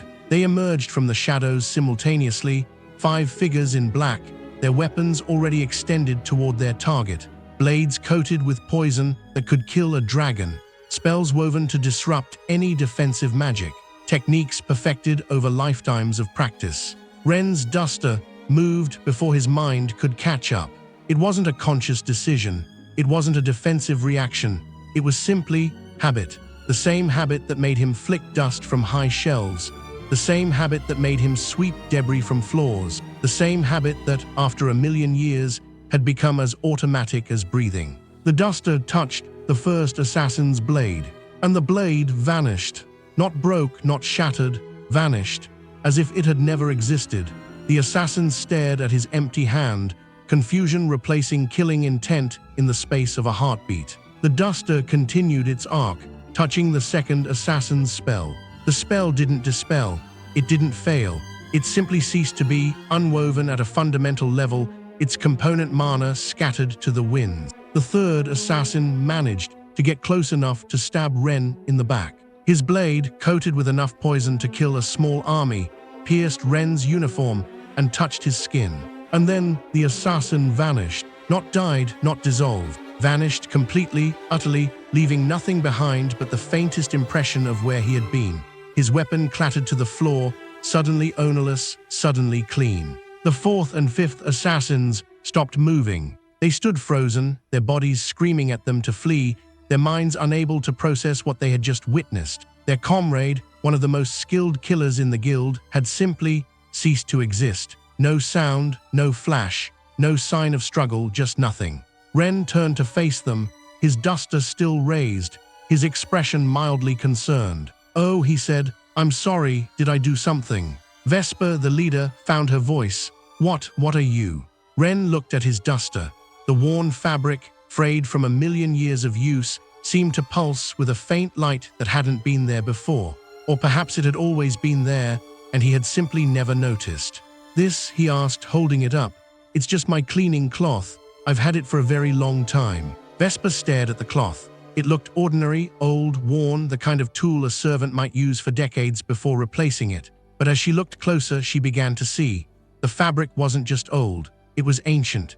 It had been washed so many times that its original color had long since faded to gray. It had been mended so many times that the mends themselves had been mended. It had been used day after day, year after year, for so long that the very concept of new had become meaningless. And in that cloth, she could feel something, energy, not mana, not any form of power she recognized, but something else. The accumulated essence of 1,000,000 years of cleaning, the residue of eons of service, the distilled patience of a being who had spent longer than most civilizations existing simply to make things tidy. Her blade, still in her hand, suddenly felt very heavy. "We should go," she said to her remaining companion. He didn't argue. They turned and ran, disappearing into the shadows with a speed born of pure terror. Ren watched them go, then looked down at the weapons left behind. 5 blades, polished to perfection, gleaming in the library's soft light. He picked them up one by one, examining them with the practiced eye of someone who had spent eons studying objects. "No rust," he murmured. "Good maintenance, but they could use a polish." He reached for his cleaning supplies. When the academy guards arrived an hour later, responding to reports of an intrusion, they found the library empty except for Ren, who was carefully arranging a set of perfectly polished blades on a shelf. "These were left behind," he explained when asked. "I thought someone might want them back." The guards looked at the blades, assassin-grade weapons worth more than most people earned in a lifetime, and looked at Ren and looked at each other. We'll take those," the lead guard said slowly. Ren nodded and returned to his dusting. That night, in a hidden chamber beneath the imperial capital, Vesper reported to the guild master. She told him everything: the janitor's calm, the vanishing blades, the death of her comrade, the terror that had driven her to flee from a man with a cleaning cloth. The guild master listened in silence. When she finished, he sat motionless for a long moment, his ancient face revealing nothing. "Leave him alone," he said finally. "Master, that man is not a target. He is not a threat. He is not anything we can understand or fight or profit from." The guild master's eyes, which had seen empires rise and fall, focused on something distant. "I have heard stories, Vesper, stories from the oldest records of our guild, about a place called the Void Temple, about what happens to those who are trapped there for too long." He paused. "If even half of those stories are true, then that janitor is the most dangerous being in existence. Not because he wants to hurt anyone, but because he simply doesn't know how to stop." Vesper shivered. "What should we do?" "Nothing, we do nothing. We pretend this never happened, and we pray that he continues to find satisfaction in cleaning, because if he ever decides to do something else..." The guild master didn't finish the sentence. He didn't need to.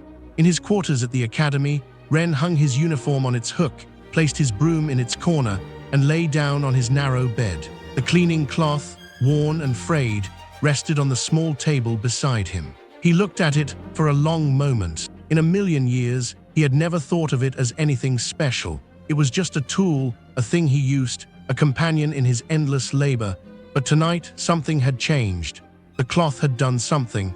It had protected him somehow in ways he didn't understand. "Thank you," he whispered to it. The cloth, of course, didn't respond, but in the darkness of his small room, it seemed to glow just slightly, a faint luminescence that spoke of eons of service, of patience beyond comprehension, of a bond between a man and his tool that had lasted longer than most civilizations. Ren closed his eyes and slept, and in the depths below the academy, in the hidden places where ancient things waited, the Mother of Shadows stirred in her sleep and dreamed of a man with a cleaning cloth. Chapter 7: The Tournament of Epochs.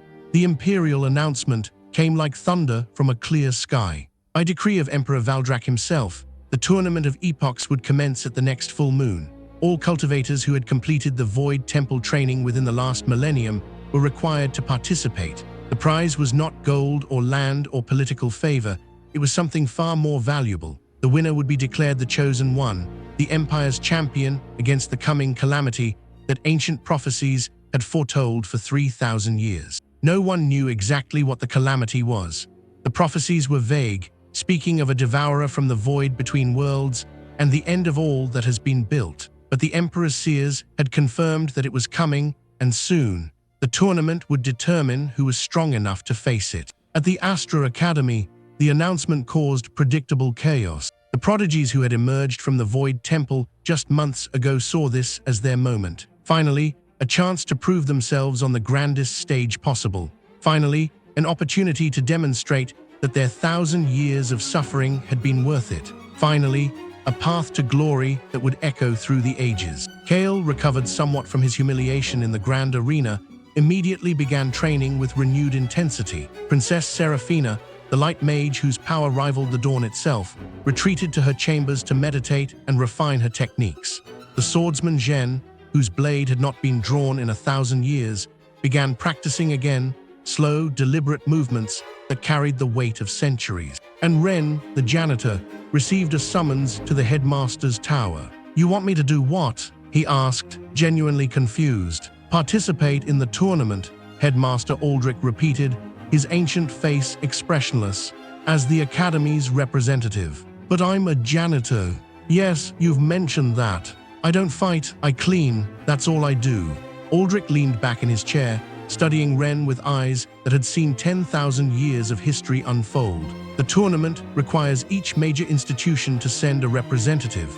The Academy has many qualified candidates, Kale, Seraphina, Zhen, and others, but I'm not sending them." "Why not?" "Because they will lose." Ren blinked. This was not what he had expected.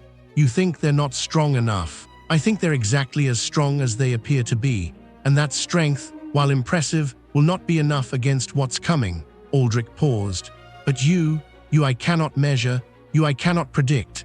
You are the only variable in an equation that has otherwise already been solved." Ren considered this. He thought about the tournament, about fighting, about standing in an arena while thousands watched and judged. The idea made him uncomfortable in ways he couldn't fully articulate, not because he was afraid of losing.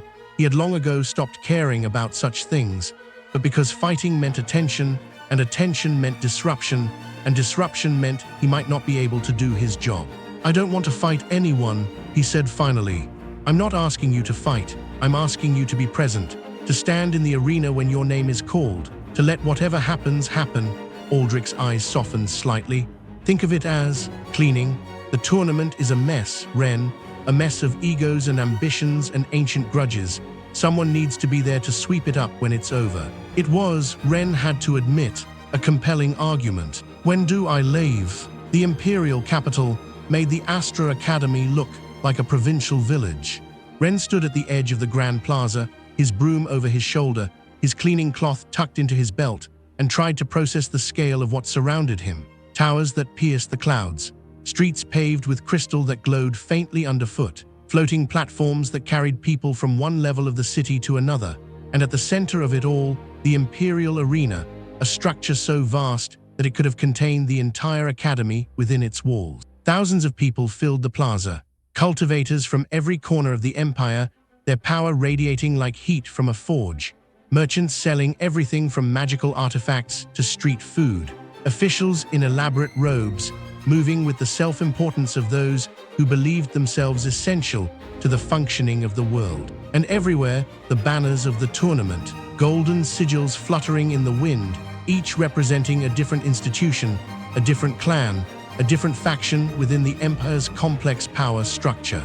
Ren looked for the Astra Academy's banner and eventually found it, a modest flag near the edge of the competitors' area, fluttering beside the much larger banners of the great clans. A servant directed him to a small tent where he could wait until his first match was called. The tent was empty. Of course it was empty. The other academy representatives, the real fighters, the ones with actual power, were elsewhere, preparing for their matches, strategizing with their trainers, psyching themselves up for glory. Ren was the only one who had nothing to prepare, nothing to strategize, nothing to psych. He sat on a small stool, placed his broom across his knees, and waited. Hours passed. Through the tent's fabric, he could hear the roar of the crowd as match after match concluded. He could feel the ground shake as techniques of incredible power were unleashed. He could sense the ebb and flow of mana as cultivators pushed themselves to their limits and beyond. And still, he waited. Finally, as the sun began to set, a tournament official appeared at the tent's entrance. She was young, harried, clearly overworked, and she looked at Ren with the same expression everyone looked at him, with confusion mixed with barely concealed contempt. "Ren from the Astra Academy?" she asked, consulting her crystal slate. "Yes, your match is next. Follow me." She led him through a series of corridors, up a set of stairs, and finally to the edge of the arena itself. The noise here was deafening, 100,000 voices shouting, cheering, gasping as the previous match reached its conclusion. Ren stepped out onto the sand and saw the aftermath of battle. A cultivator lay in a crater at the arena's center, his armor shattered, his weapons scattered, his consciousness clearly lost. Above him stood his opponent, a woman whose body crackled with lightning, her eyes glowing with power, her expression one of absolute triumph. The winner, the announcer's voice boomed across the arena. Lyra of the Storm clan advances to the next round. The crowd erupted. Lyra raised her arms, basking in the adoration, before finally striding from the arena with the confidence of someone who knew she would win the entire tournament. Ren watched her go, then looked at the crater she had left behind. It was going to take forever to clean that up. Next match, the announcer continued. Representing the Storm clan, the undefeated swordsman who has spent 1,000 years mastering a single technique, Zhen the Blade. The crowd's reaction to this announcement was different, quieter, more intense. These were people who knew what 1,000 years of dedicated practice meant. They knew that a swordsman who had spent an entire millennium perfecting one technique was more dangerous than any master of 100 techniques could ever be. Zhen emerged from the opposite side of the arena. He was exactly as Ren remembered him from the Void Temple, lean, intense, his hand resting on a blade that seemed to hunger for blood. His eyes swept across the arena, dismissing the crowd, dismissing the officials, dismissing everything except his opponent. And representing the Astra Academy, the announcer continued, a note of confusion entering his voice. The janitor, Ren. Silence.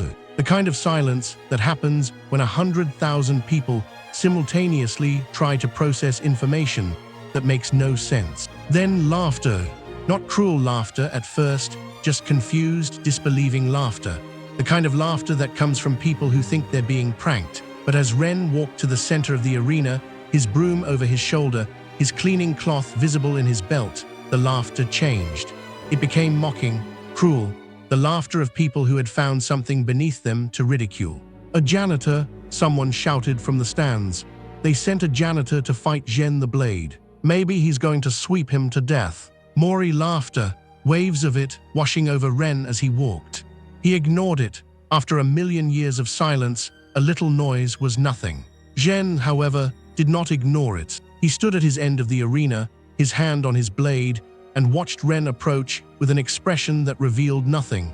But inside, something was happening, something that hadn't happened in 1,000 years. Recognition.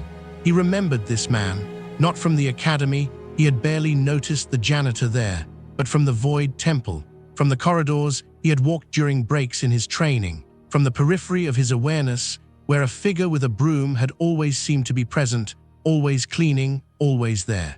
Zhen had assumed it was a servant assigned to the temple. He had never questioned it, never thought about it, never once considered that the same servant might have been there for the entire 1,000 years. But now, looking at Ren, he realized something that made his blood run cold. The janitor looked exactly the same as he had on the first day of training. Not older, not changed, exactly the same. Begin, the announcer called. Zhen didn't move. His hand remained on his blade, but he didn't draw, couldn't draw, because for the first time in a millennium, he wasn't sure what would happen if he did. Ren, for his part, simply stood there, his broom over his shoulder, his expression patient, waiting. Fight, someone in the crowd shouted. Kill him, Zhen. Show them what 1,000 years of training means. Zhen heard them. He knew what they expected. He knew what he should do. Draw the blade, unleash the technique, end the match in a single stroke. That was what 1,000 years of practice was for. But still, he hesitated. Because the janitor was looking at him, not with fear, not with challenge, just looking patiently, as if he had all the time in the world, which Zhen realized with dawning horror he might. Are you going to draw your sword? Ren asked quietly. The question, simple and direct, broke something in Zhen. His hand moved, the blade came free, and for the first time in 1,000 years, the technique he had perfected was unleashed against a living opponent. It was beautiful. The stroke itself was almost invisible, a line of pure cutting force that existed for less than a heartbeat before reaching its target. It could split mountains, it could sever souls, it could cut through any defense, any barrier, any magic that had ever been devised. It reached Ren and touched his chest, and stopped. Not deflected, not absorbed, not blocked, just stopped, hanging in the air an inch from Ren's uniform, as if the universe itself had decided that this particular attack would go no further. Ren looked down at the blade, then at Zhen, then back at the blade. "Impressive," he said. "Very clean technique, but you're gripping too tightly. After 1,000 years, your hand should be looser." Mori relaxed. He reached out with his free hand and gently tapped the flat of the blade, like this. The blade flew from Zhen's grasp, not violently, not dramatically. It simply left his hand, spinning through the air before embedding itself in the arena floor 20 feet away. Zhen stared at his empty hand, at the blade, at Ren, and felt something he had never felt before in 1,000 years of training. Complete and utter bewilderment. "How?" he whispered. Ren shrugged. "You've been training to cut for 1,000 years. I've been training to clean for 1,000,000. When you've cleaned as much as I have, you learn that the best way to deal with something is to not let it get dirty in the first place." He paused. "Or in this case, to not let it get sharp." The arena was silent. 100,000 people, who moments ago had been laughing and shouting, now sat in absolute stillness. They had just witnessed something impossible. A janitor had disarmed one of the greatest swordsmen in history with a single tap. No magic, no technique, just a tap. "The winner," the announcer's voice finally said, shaky and uncertain, "is Ren of the Astra Academy." Ren looked at Zhen, who still hadn't moved. "Your sword," he said, gesturing to where it lay embedded in the stone. "You should probably get that. It might need sharpening after that." Then he turned and walked out of the arena, his broom over his shoulder, leaving behind a crowd that would never see him the same way again. That night in his small tent, Ren sat on his stool and thought about what had happened. He hadn't meant to humiliate Zhen. He hadn't meant to demonstrate anything. He had simply seen a flaw in the swordsman's grip, a tiny tension that would, over time, lead to inefficiency, and pointed it out. The fact that pointing it out had also disarmed him was incidental. But the crowd wouldn't see it that way. The Empire wouldn't see it that way. And now, after 2 public demonstrations of impossible power, there would be no more hiding, no more anonymity, no more peaceful existence as a simple janitor. Everyone would want something from him now. The Emperor would want his loyalty, the great clans would want his allegiance, the prodigies would want his secrets, and the coming calamity, whatever it was, would want what? Ren didn't know, but he suspected he was about to find out. A knock came at the tent's entrance. "Come in," he said. Princess Seraphina entered. She was even more striking up close than she appeared from a distance. Tall, regal, her skin glowing with the internal light of her dawn magic. Her eyes, the color of morning sky, studied Ren with an intensity that few could withstand. "You've caused quite a stir," she said. "I didn't mean to." "I believe you." She sat on the edge of his cot, her robes pooling around her. "That's what makes it worse. If you were trying to make a statement, we could dismiss you as ambitious. But you're not trying to do anything except exist, and your existence is breaking everything we thought we knew about power." Ren considered this. "I'm sorry." "Don't apologize." Seraphina's voice sharpened. "I didn't come here for apologies. I came here to understand. Tomorrow I face you in the next round of the tournament. I need to know, will you do to me what you did to Zhen?" Ren thought about it. "I don't know. I didn't plan what happened today. It just happened." "Can you control it?" No, the admission was honest, and it cost him nothing. "I've spent 1,000,000 years not controlling anything. I don't know how to start now." Seraphina was silent for a long moment. When she spoke again, her voice was softer. "1,000,000 years. I spent 1,000 in the Void Temple, and I thought that was unbearable. How did you survive?" Ren smiled. "I cleaned. That's it. That's it. Every day I cleaned. And eventually the cleaning became enough. The routine became enough. The simple act of making something tidy, of restoring order to a small corner of chaos, became its own reward." He looked at his hands, calloused from eons of labor. "I'm not strong, princess. I'm not powerful. I'm just patient." Seraphina studied him for a long moment. Then, slowly, she nodded. I understand, she said. Not completely. I don't think anyone can understand completely, but enough. She stood, smoothing her robes. Tomorrow, I will attack you with everything I have. Not because I want to win, but because I need to know. I need to see what happens when 1,000,000 years of patience meets 1,000 years of purpose. Ren nodded. I'll be there. She paused at the entrance, looking back. One more thing. The calamity everyone's so afraid of. The thing the tournament is supposed to prepare us for. Do you know what it is? Ren thought about the Mother of Shadows, stirring in her sleep beneath the dungeon. He thought about the hunger he had sensed in her, ancient and patient and vast. I have an idea, he said. Seraphina's eyes widened slightly. And I think it's been waiting for a very long time, longer than any of us have been alive, longer than the Empire has existed. It's been patient too. Patient for what? Ren met her gaze. For someone worth waking up for. Chapter 8. The 1,000-year prodigy's crumbling ego. The second round of the Tournament of Epochs began with the dawn. Ren stood at the edge of the arena, his broom over his shoulder, and watched as the previous matches concluded. Lightning mages, earth shakers, sword saints, all the accumulated power of a millennium of training displayed for the entertainment of the masses. And through it all, the crowd waited. Waited for him. The janitor who had disarmed Zhen the Blade with a single tap. The zero-mana freak who had somehow advanced to the second round. The mystery that everyone wanted to solve and no one could understand. When his name was finally called, the reaction was different from the day before. No laughter now, just silence. The heavy, expectant silence of people who had no idea what they were about to witness. Representing the Astra Academy, the announcer's voice boomed, Ren. He walked onto the sand. Across the arena, Princess Seraphina waited. She had changed since their conversation the night before. The arrogant confidence that had defined her since emerging from the Void Temple was gone, replaced by something quieter, something more focused. She stood in the center of her half of the arena, her hands clasped before her, her eyes fixed on Ren with an intensity that bordered on reverence. Representing the Solar Dynasty, the announcer continued, the Dawn Princess, heir to the eternal light, master of 1,000 years of solar cultivation, Seraphina. The crowd erupted.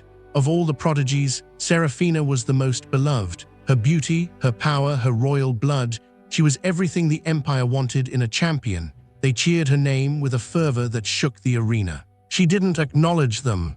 Her attention remained fixed on Ren. Begin, the announcer called. For a long moment, neither moved. Seraphina studied Ren. Ren studied Seraphina. The crowd, confused by the lack of action, began to murmur. Then Seraphina raised her hands. Light exploded from her palms. Not the gentle light of dawn, but something far more intense. The concentrated radiance of a star at its birth. It flooded the arena, blinding everyone who looked directly at it. It carried heat that could melt stone, force that could shatter barriers, purity that could burn away darkness itself. This was her ultimate technique. The eternal dawn, 1,000 years of solar cultivation, compressed into a single moment of absolute illumination. Ren watched it come, and found it bright. After 1,000,000 years in the dim corridors of the Void Temple, his eyes had adjusted to perpetual twilight. The sun, when he had occasionally glimpsed it through the temple's cracks, had been painful. Torchlight had been almost unbearable in the early centuries.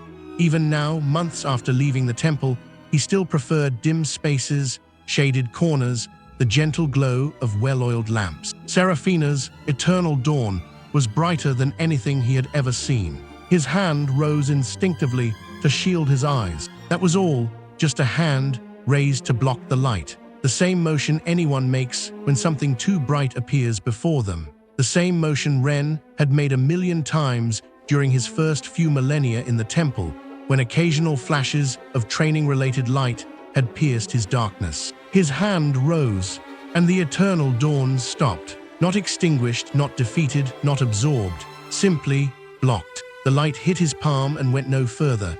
Behind him, the arena remained in shadow. Before him, Seraphina's technique raged with the power of 1,000 suns, but it could not pass that simple barrier. The crowd gasped. Seraphina's eyes widened.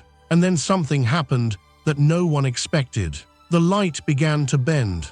It curved around Ren's hand, flowing past him like water around a stone. It illuminated the arena behind him, the stands, the cheering crowd, but it did not touch him, could not touch him. His shadow, cast by the very light he was blocking, stretched across the sand like a second arena. His shadow, which was, technically, the absence of light. And that absence was growing. Serafina felt it before she saw it, a chill in the warmth of her dawn, a darkness encroaching on her light. She pushed harder, pouring more power into the technique, but it made no difference. The shadow continued to expand, creeping across the arena floor, climbing the walls, reaching for the stands. It wasn't attacking, it wasn't consuming, it was just there, the natural consequence of light meeting something it couldn't illuminate. But to the crowd, it looked like annihilation. Screams erupted as the shadow reached the first rows. People scrambled back, terrified of being consumed by darkness. Officials shouted orders. Guards moved to protect the Emperor's box. Chaos spread through the arena like fire through dry grass. And through it all, Ren stood with his hand raised, his expression mildly apologetic. "I'm sorry," he said, his voice somehow carrying through the chaos. "It's just very bright." Serafina heard him, and in that moment, something broke inside her. 1,000 years of training, 1,000 years of sacrifice, 1,000 years of believing that her light was the ultimate power, the absolute force, the thing that nothing could stand against. And a janitor had blocked it with his hand. Not fought it, not defeated it, just blocked it, as casually as someone might shield their eyes from a too bright sun. Her technique faltered, the light dimmed, the shadow stopped advancing. Serafina lowered her hands and stared at Ren with eyes that held the first real uncertainty she had ever felt. "How?" she whispered. Ren lowered his hand. The light, no longer blocked, flooded the arena again, but it seemed weaker now, less intense, as if her doubt had drained some of its power. "I told you last night," he said gently. "I'm not strong, I'm just patient. Your light is powerful, princess, more powerful than anything I've seen in a very long time, but it's also temporary. It burns bright and then fades. My darkness isn't darkness at all. It's just the patience to wait until the light goes out on its own." Serafina stared at him for a long moment. Then, slowly, she bowed. Not a nod of acknowledgement, not a gesture of respect. A full bow, the kind reserved for emperors and kings. "I yield," she said.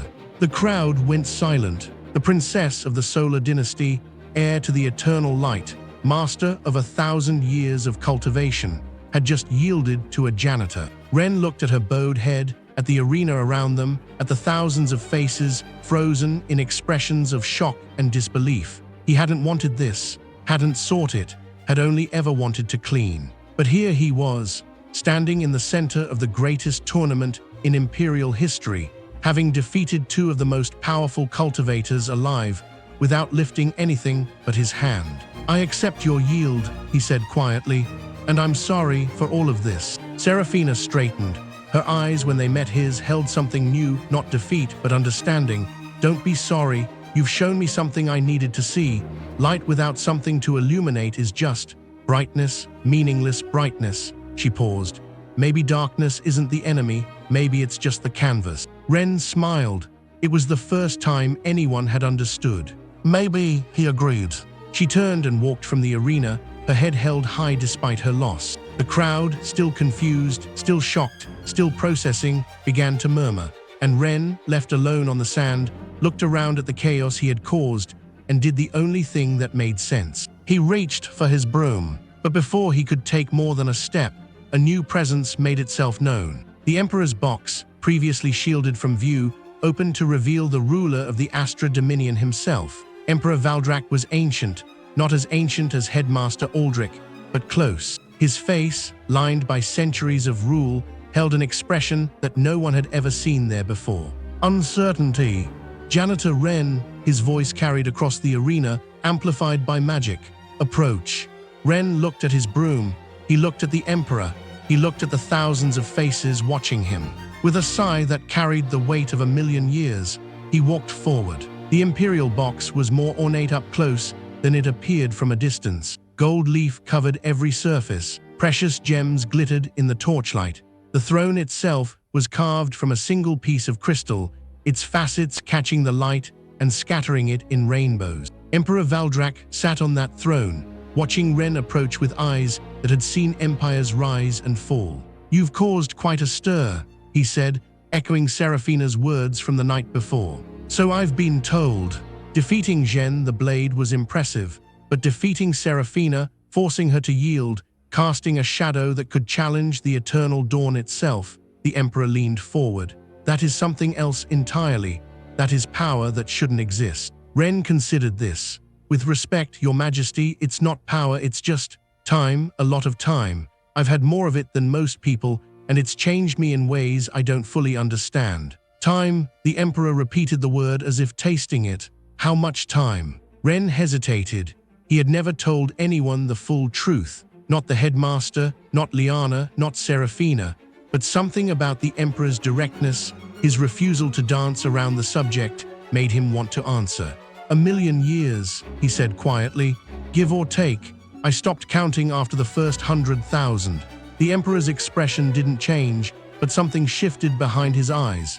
Recognition, perhaps, or fear, or both. "The Void Temple," he said. "You were trapped there." "Yes, for the entire training cycle. All of them." Ren met his gaze. "I was there when the first prodigies entered. I was there when the latest ones left. In between, I cleaned." The Emperor was silent for a long moment. When he spoke again, his voice was different, softer, more human. "Do you know what's coming?" he asked. "The calamity the prophecies speak of." Ren thought about the Mother of Shadows, stirring in her sleep beneath the dungeon. He thought about the hunger he had sensed in her, ancient and patient and vast. He thought about what she was waiting for. "Something old," he said. "Something that's been waiting even longer than I have. And something that's very, very hungry." The Emperor nodded slowly. "The Devourer, the void beast that consumes worlds. It's coming, Ren.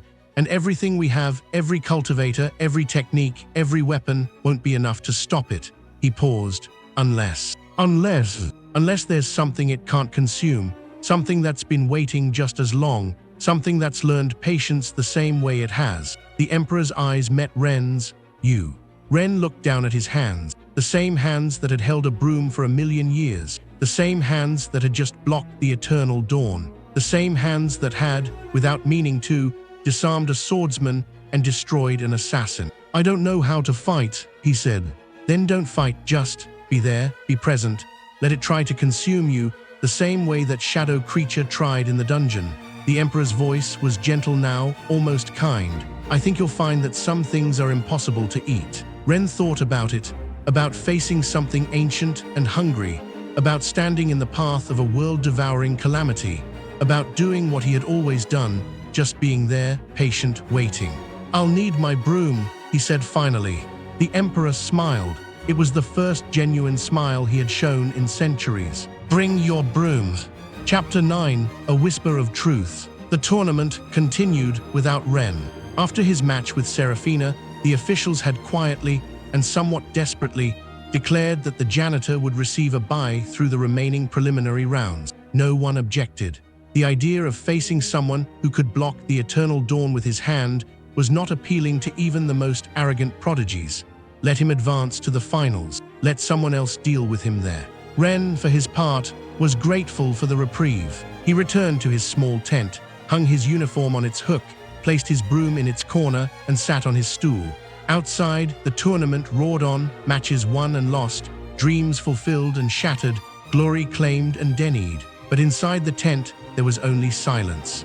And Ren was comfortable with silence. He had spent 1,000,000 years in silence. It was, in many ways, his oldest friend. The evening of the third day, as the sun set over the imperial capital and the tournament grounds emptied of spectators, a change came over the world. It was subtle at first, a shift in the air pressure, a faint trembling in the ground, a sense that something vast and ancient was approaching, moving with the slow inevitability of continental drift. Ren felt it before anyone else did.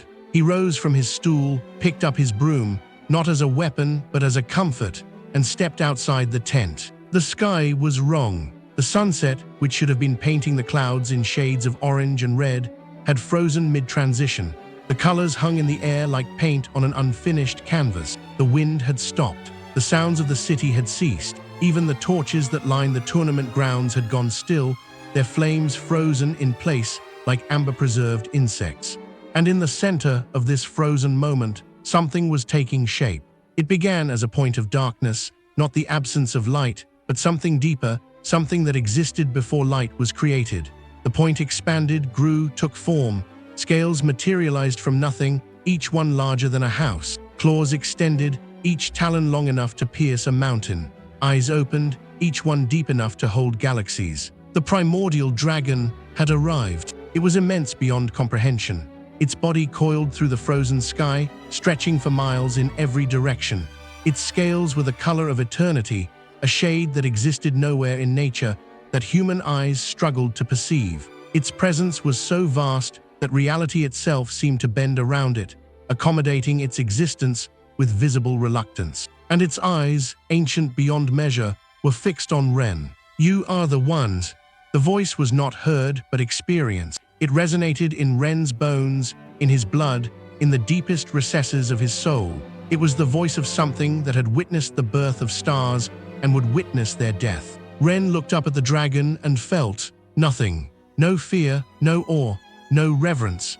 Just the same calm acceptance he had felt toward everything for the last million years. "I'm a janitor," he said, "if that's the one you mean." The dragon's eyes, each one a window into infinity, blinked slowly. The motion took several seconds, and when the eyelids opened again, something had changed in their depths. "Curious," the dragon murmured. "You should be afraid. All living things fear me. It is their nature." "I've spent 1,000,000 years afraid," Ren replied. "Afraid of the darkness, afraid of the silence, afraid of being alone forever. After a while, fear becomes familiar, and then it becomes boring, and then it becomes nothing." The dragon considered this. Its massive head lowered, bringing one of its eyes closer to Ren. The eye was larger than the entire tournament arena, and Ren could see universes swirling in its depths, stars being born and dying, galaxies colliding, the endless dance of cosmic forces. "You have been touched by time," the dragon said, "more deeply than any mortal I have encountered, more deeply than most immortals. How many years?" 1,000,001.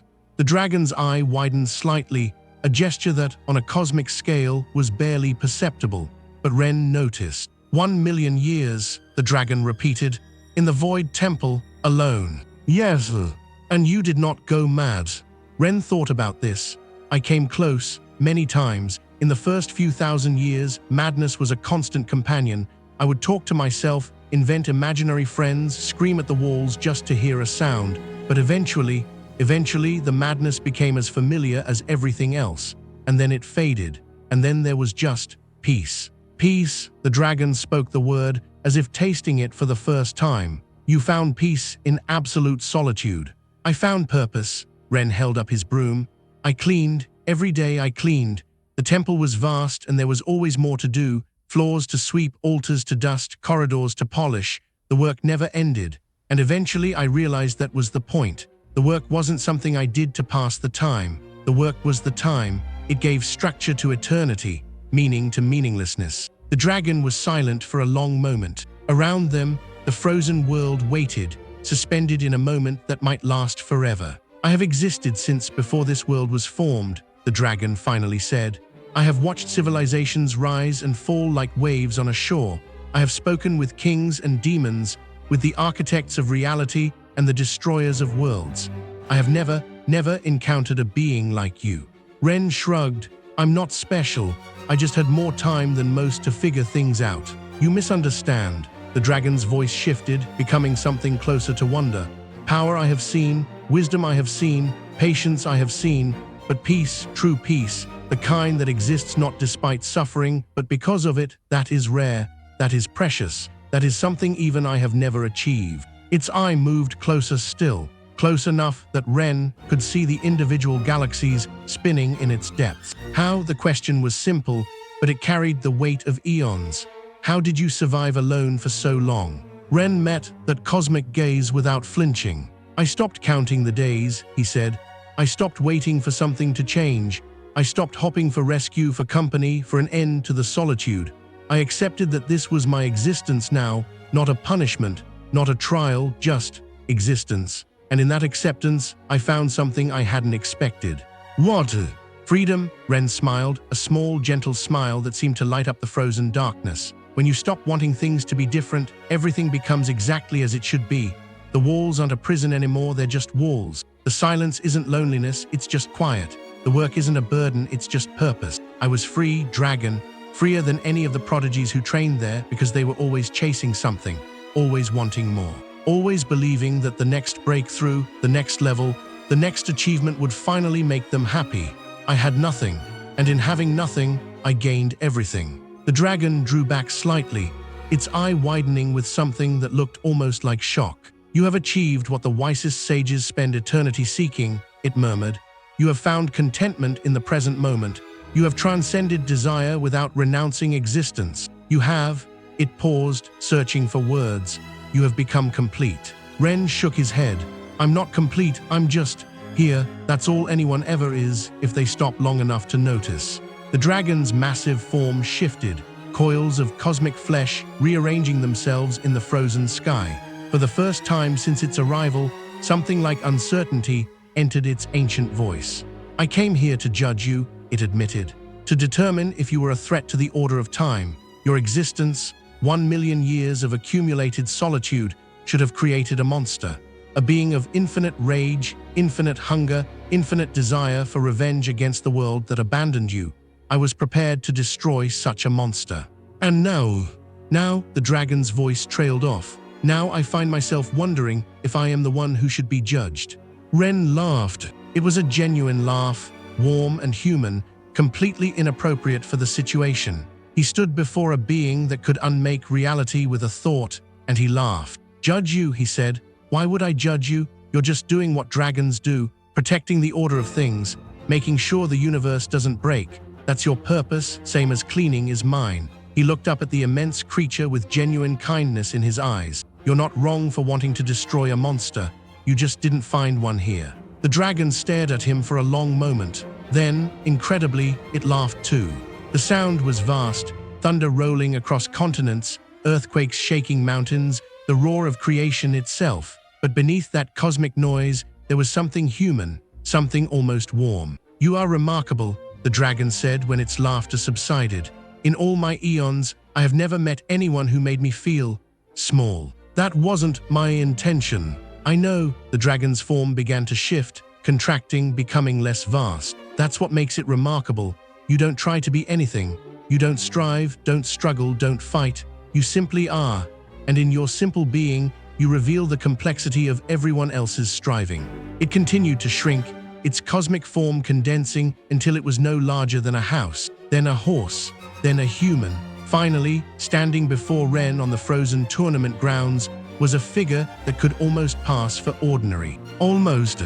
The man, if it could be called a man, was tall and ancient, with features that seemed to shift slightly every time Ren looked at them. His eyes held the same cosmic depths as the dragon's, and his presence, though reduced, still pressed against reality like a weight. I will take a form you find comfortable, the dragon said. We have more to discuss. Ren nodded, unsurprised. After 1,000,000 years, very little surprised him anymore. They walked together through the frozen city, past statues of people caught in mid-motion, past torches whose flames hung suspended like frozen tears, past buildings whose windows reflected a sky that had stopped changing. The dragon, now in human form, walked beside Ren in silence, apparently content to simply be present. Why did you come? Ren finally asked. To answer a question you haven't asked yet. What question? The question of the calamity. The dragon's voice was gentle now, almost sad. You face something soon, something that has been waiting even longer than you have, something that makes me look young. Ren stopped walking, the void beast. Yes, the devourer, the end of worlds. The dragon stopped as well, turning to face him. I have seen its like before. In ages past, before this universe was born, there were others. Beings of pure hunger, born from the spaces between realities. They consume everything, matter, energy, time, memory. When they finish with one world, they move to the next. Nothing stops them. Nothing! The dragon's eyes met his. Nothing except that which cannot be consumed. They stood in silence for a long moment, surrounded by the frozen city.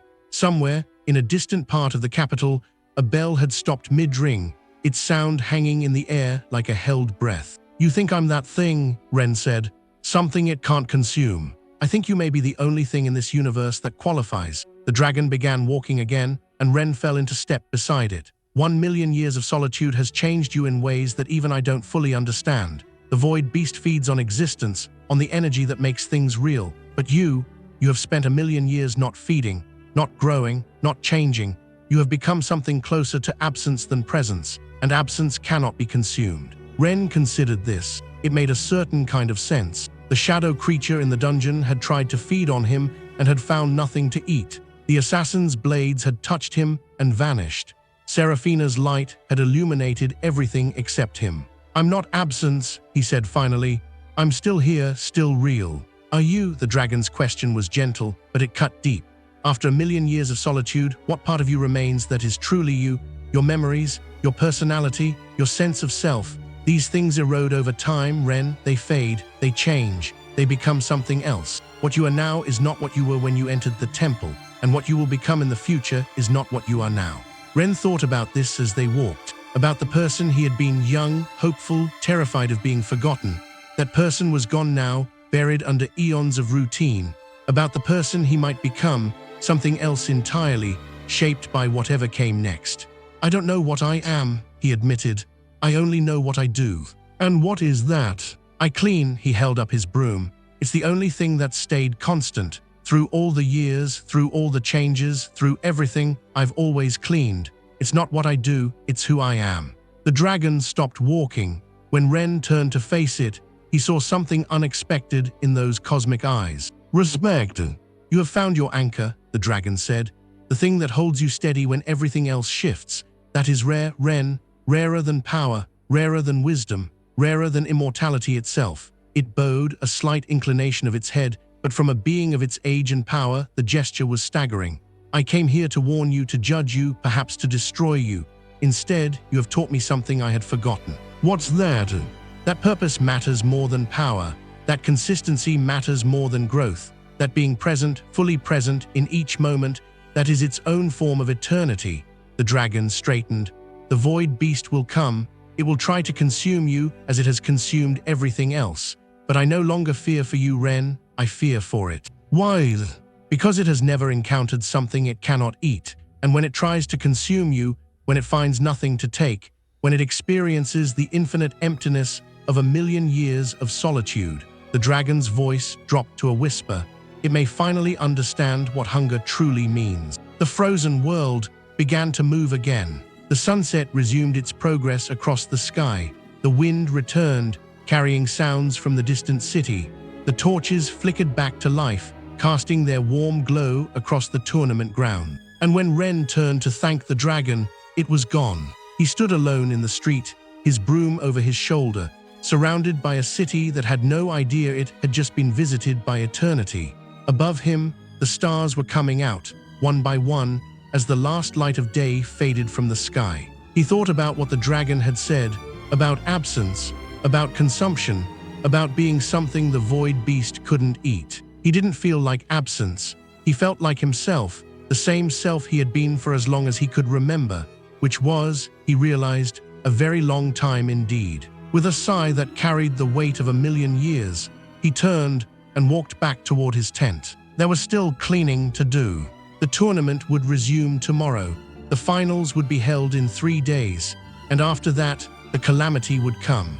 But tonight, there was dust on his shelves and a floor that needed sweeping. Some things never changed, and Ren was grateful for that. Chapter 10: The Calamity Awakens. 3 days passed. The tournament concluded with an anticlimax that would be talked about for centuries. In the finals, Ren's opponent, a battle mage who had won every match through overwhelming force, took one look at the janitor walking onto the arena sand and promptly surrendered. No explanation, no excuse, just a bow and a hasty retreat. The crowd by now barely reacted. They had seen enough impossible things, one more barely registered. Ren was declared the champion of epochs, the chosen one, the Empire's last hope against the coming darkness. He accepted the title with the same calm acceptance he showed everything else, then returned to his tent to pack his belongings. The emperor had offered him a palace. He had declined. The princess had offered her hand. He had thanked her and said no. The great clans had offered wealth, power, position. He had smiled and returned to his broom. Because none of that mattered. None of it was real. Not in the way that a clean floor was real. Not in the way that a well-dusted shelf was real. Not in the way that purpose, simple and unchanging, was real. He was a janitor. He would always be a janitor. And then, on the night of the third day, the calamity came. It didn't arrive with drama. No sky-splitting thunder. No earth-shaking footsteps. No dramatic entrance through a portal of darkness. Instead, the world simply began to end. It started at the edges. People on the outskirts of the empire, in the small villages and remote towns, simply vanished. Not died, vanished. One moment they were there, going about their lives, and the next they were gone, leaving behind empty houses and unfinished meals and clothes that still held the warmth of bodies that no longer existed. The phenomenon spread. Cities disappeared, then regions, then entire provinces. The void didn't consume, it erased. It made things that had existed become things that had never existed. Memories faded, records blanked. The very concept of what had been lost became impossible to hold in the mind. By the time the empire realized what was happening, half of it was already gone. The remaining cultivators gathered at the capital, the strongest fighters from every clan, every academy, every hidden sect. They stood on the walls of the imperial city, watching as the horizon slowly dissolved into nothing. And in the center of that nothing, something moved. The void beast was not a creature in any normal sense. It had no form, no shape, no boundaries. It was simply absence. A hole in reality that grew larger with every moment, consuming everything it touched. But as it approached the capital, as it prepared to devour the last stronghold of human civilization, it did something unexpected.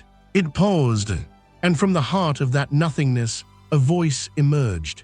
Not spoken, not heard, simply known, the way you know that you exist, that the world exists, that reality is real. This voice was the opposite, the knowledge that nothing exists, that nothing is real, that everything is void. Where is the one who is not? The question resonated through every mind in the capital. Cultivators fell to their knees, clutching their heads. Soldiers dropped their weapons, their wills to fight erased. Even the emperor, ancient and powerful, felt his certainty waver. Where is the one who cannot be consumed? Ren heard the question from his small room in the servant quarters. He had been sweeping when the void arrived, and he hadn't stopped. The floor still needed finishing. But now, as the voice called out, he set his broom against the wall and walked outside. The sky was wrong. Not frozen like when the dragon visited, but empty. The stars were gone. The moon was gone. Even the darkness between them was gone, replaced by a nothingness so complete that it hurt to look at. And at the edge of that nothingness, the void beast waited. Ren walked toward it. People shouted at him to stop. Cultivators tried to block his path. The emperor himself called out, ordering him to wait, to strategize, to prepare. But Ren kept walking, not because he was brave, not because he was foolish, but because he understood something the others didn't. The void beast wasn't asking for a fighter. It was asking for him. He stopped at the city wall, looking out at the advancing nothing. Behind him, the last remnants of humanity huddled in fear. Before him, the end of all things approached. "You called," he said quietly.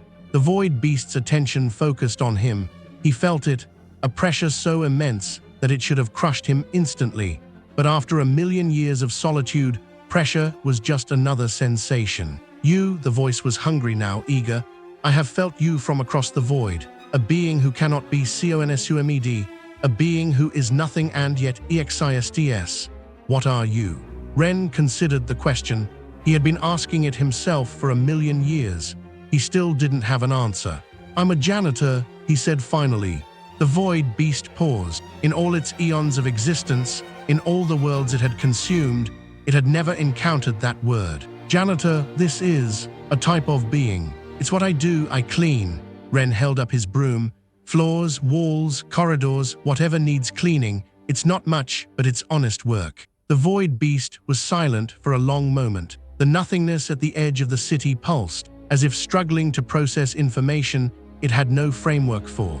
I have consumed billions of beings, it finally said. Kings and demons, heroes and villains, civilization beyond counting. None of them spoke of cleaning. Maybe they should have. Ren sat on the wall, his legs dangling over the edge, his broom across his lap. Cleaning gives structure to existence. It imposes order on chaos. It makes the world livable. Without cleaning, everything falls apart. And yet all things fall apart. All things are consumed. All things return to nothing. Yes, Ren nodded.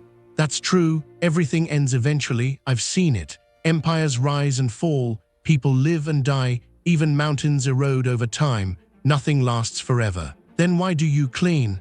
Why impose order on chaos when chaos always wins?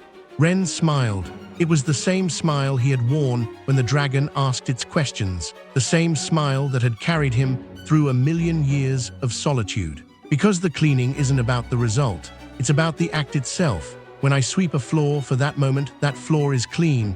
When I dust a shelf, for that moment, that shelf is dust-free. The moment passes, the floor gets dirty again, the dust returns, but that doesn't make the cleaning meaningless. It makes it meaningful precisely because it's temporary. The void beast's attention intensified. The nothingness pressed closer, hungry for understanding as much as consumption. I do not comprehend. I know, Ren's voice was gentle. You've spent eternity consuming, taking, absorbing. You've never created anything, never built anything, never made anything clean. You only know how to make things empty. He paused. But emptiness isn't the same as nothing. Emptiness is potential. It's space waiting to be filled. You've never understood that because you've never tried to fill anything. You just keep consuming, hoping that eventually you'll feel full. The void beast recoiled. Not physically, it had no physical form to recoil with. But its presence, its attention, its very existence seemed to pull back from Ren as if from something dangerous. How do you know this? Because I've been empty longer than you have. Ren stood on the wall, looking out at the nothingness with compassion in his eyes. 1,000,000 years alone, no one to talk to, nothing to do but clean. I was emptier than you've ever been, but I didn't consume, I didn't destroy, I just waited. And in the waiting, I learned that emptiness isn't the end, it's the beginning. The void beast pulsed with something that might have been confusion, or fear, or hunger of a different kind. You speak of things I cannot understand. I know, and that's okay. Ren stepped off the wall. He walked toward the void. Behind him, thousands of voices screamed warnings. Cultivators launched attacks that disappeared into the nothingness. The Emperor shouted orders that no one followed. But Ren kept walking. He walked into the void, and the void closed around him. And then something impossible happened. The void stopped. For the first time in its existence, the Devourer encountered something it couldn't consume. Ren stood in the heart of nothingness, his broom over his shoulder, and simply was. The void tried to eat him and found nothing to eat, tried to erase him and found nothing to erase, tried to make him not exist, but he existed anyway. Because after 1,000,000 years of solitude, Ren had learned something that the void beast had never learned. He had learned to exist without needing anything. The void beast fed on existence, on the energy of being, on the force of life itself. But Ren had spent 1,000,000 years not feeding, not growing, not changing. He had become something that didn't need to consume because he had already learned to be content with nothing. And in the face of that contentment, the void beast's hunger meant nothing. What are you? The voice asked again, but now it was different, softer, more desperate. Ren looked around at the nothingness, at the absence that surrounded him, at the void that had consumed worlds and would consume more. I'm what happens when you stop being hungry, he said. And then he started to clean. Chapter 11, Cleaning the Uncleanable. The void had no form, but Ren cleaned it anyway. He swept at the nothingness with his broom, and where the broom passed, something changed. Not matter that would come later, not energy that would take time, but potential, possibility, the raw material from which existence could be built. The void beast howled. Not in pain, it couldn't feel pain. Not in fear, it had never learned fear. But in confusion, in desperation, in the first stirrings of something that might, in a different context, have been called doubt. What are you doing? Cleaning. Ren's voice was calm, patient, the voice of someone who had done this 1,000,000,000 times before. You're very messy, All this nothing just scattered everywhere. No organization, no structure, no order. It's no wonder you're always hungry. You've never learned to appreciate what you have. I have nothing. I am nothing. Yes, that's the problem. Ren continued sweeping, his motions precise, efficient, perfect. You think nothing is all there is, but nothing is just the beginning. It's the canvas, the raw material. You've been so busy consuming that you never stopped to create. The void beast's form, if it could be called a form, pulsed with agitation. Around Ren, the nothingness churned, trying to push him out, trying to consume him, trying anything to stop what was happening. But nothing worked, because Ren wasn't fighting, he wasn't resisting, he was simply cleaning, and you can't fight someone who isn't fighting back. You can't resist someone who isn't resisting. You can't consume someone who has nothing you want. The broom swept, and where it swept, order emerged. Not much at first, just a small patch of potential, a tiny area where nothing became something.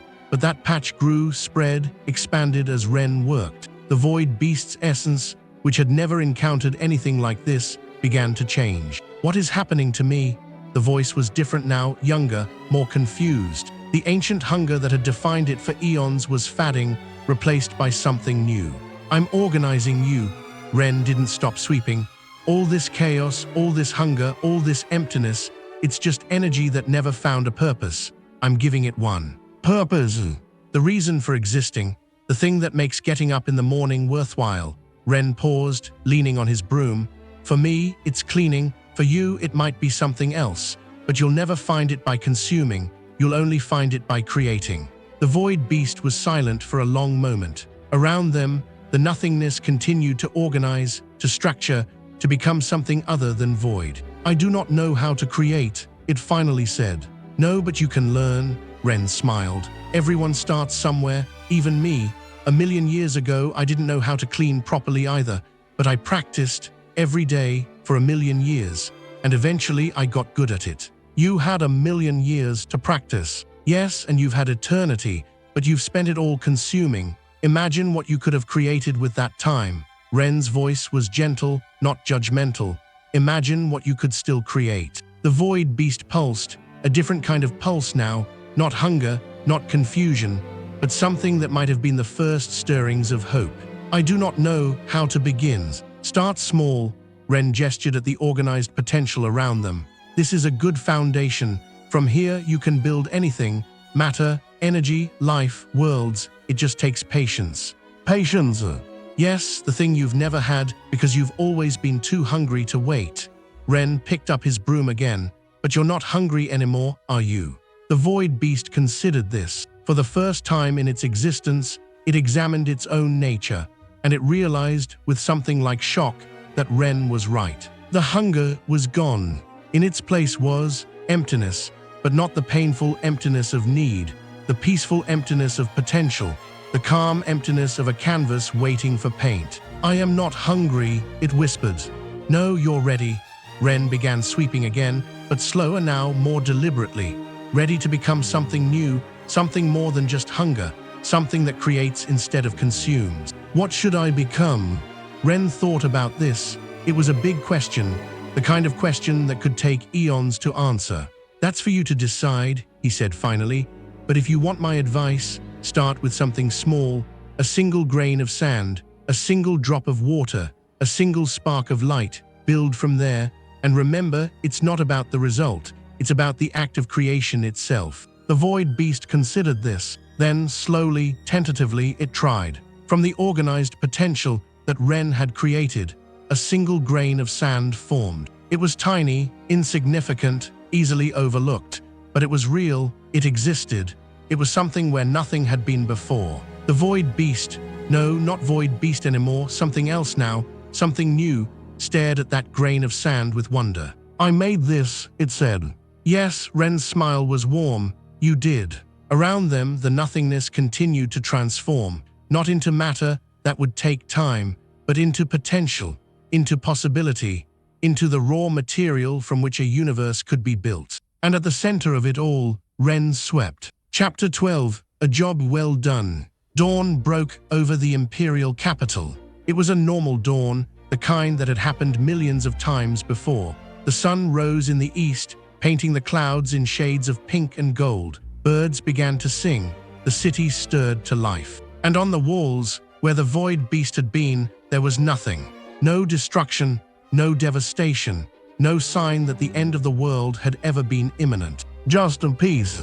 The cultivators who had gathered to fight stared at the empty horizon in disbelief. The emperor, surrounded by his guards, searched for any sign of the enemy. The people of the capital, who had huddled in their homes waiting for death, slowly emerged to find the world unchanged. And in the center of it all, Ren walked toward the city. His broom was over his shoulder. His uniform was slightly dusty. He hadn't had a chance to clean it yet. His expression was peaceful, content, the expression of someone who had just finished a difficult job and was looking forward to rest. The crowd parted for him as he approached, not out of fear, though there was fear in many eyes, not out of respect, though respect was growing, but out of simple confusion. No one understood what had happened. No one understood how the world had been saved. No one understood the man walking toward them with a broom. The emperor descended from the wall and approached Ren. "What happened?" he asked. His voice, ancient and powerful, held something new, uncertainty. Ren stopped and looked up at him. "The void beast is gone." "Gone where?" "Everywhere," Ren smiled. "It's becoming something new. It'll take time, eons probably, but eventually it'll create more than it ever consumed." The emperor stared at him. You talked to it, reasoned with it." "I cleaned it." Ren held up his broom. "It was very messy. All that hunger, all that emptiness, just scattered everywhere with no organization. It needed someone to show it a different way." Around them, the crowd listened in silence. They didn't understand, couldn't understand, but they listened anyway. "You saved us," the emperor said slowly. "You saved the entire world." Ren shook his head. "I just did my job. The world saved itself. It always does, eventually. It just needs someone to keep it clean while it figures things out." The emperor was silent for a long moment. Then, slowly, he knelt. Not a gesture of fealty, though that would come later. Not an act of worship, though that would come too, but a simple acknowledgement, a recognition that he was in the presence of something beyond his understanding. "Name your reward," he said. "Anything in the empire is yours." Ren considered this. A palace, he had no use for one. Wealth, he had never needed it. Power, he had seen what power did to people, and he wanted none of it. "I'd like to go home," he said finally. The emperor looked up, confused. "Home, where is that?" Ren thought about it. The void temple was gone, sealed again for another training cycle. The academy had been his home for a few months, but it wasn't where he belonged. Where, after a million years, did someone like him belong? "I don't know yet," he admitted, "but I'll find it."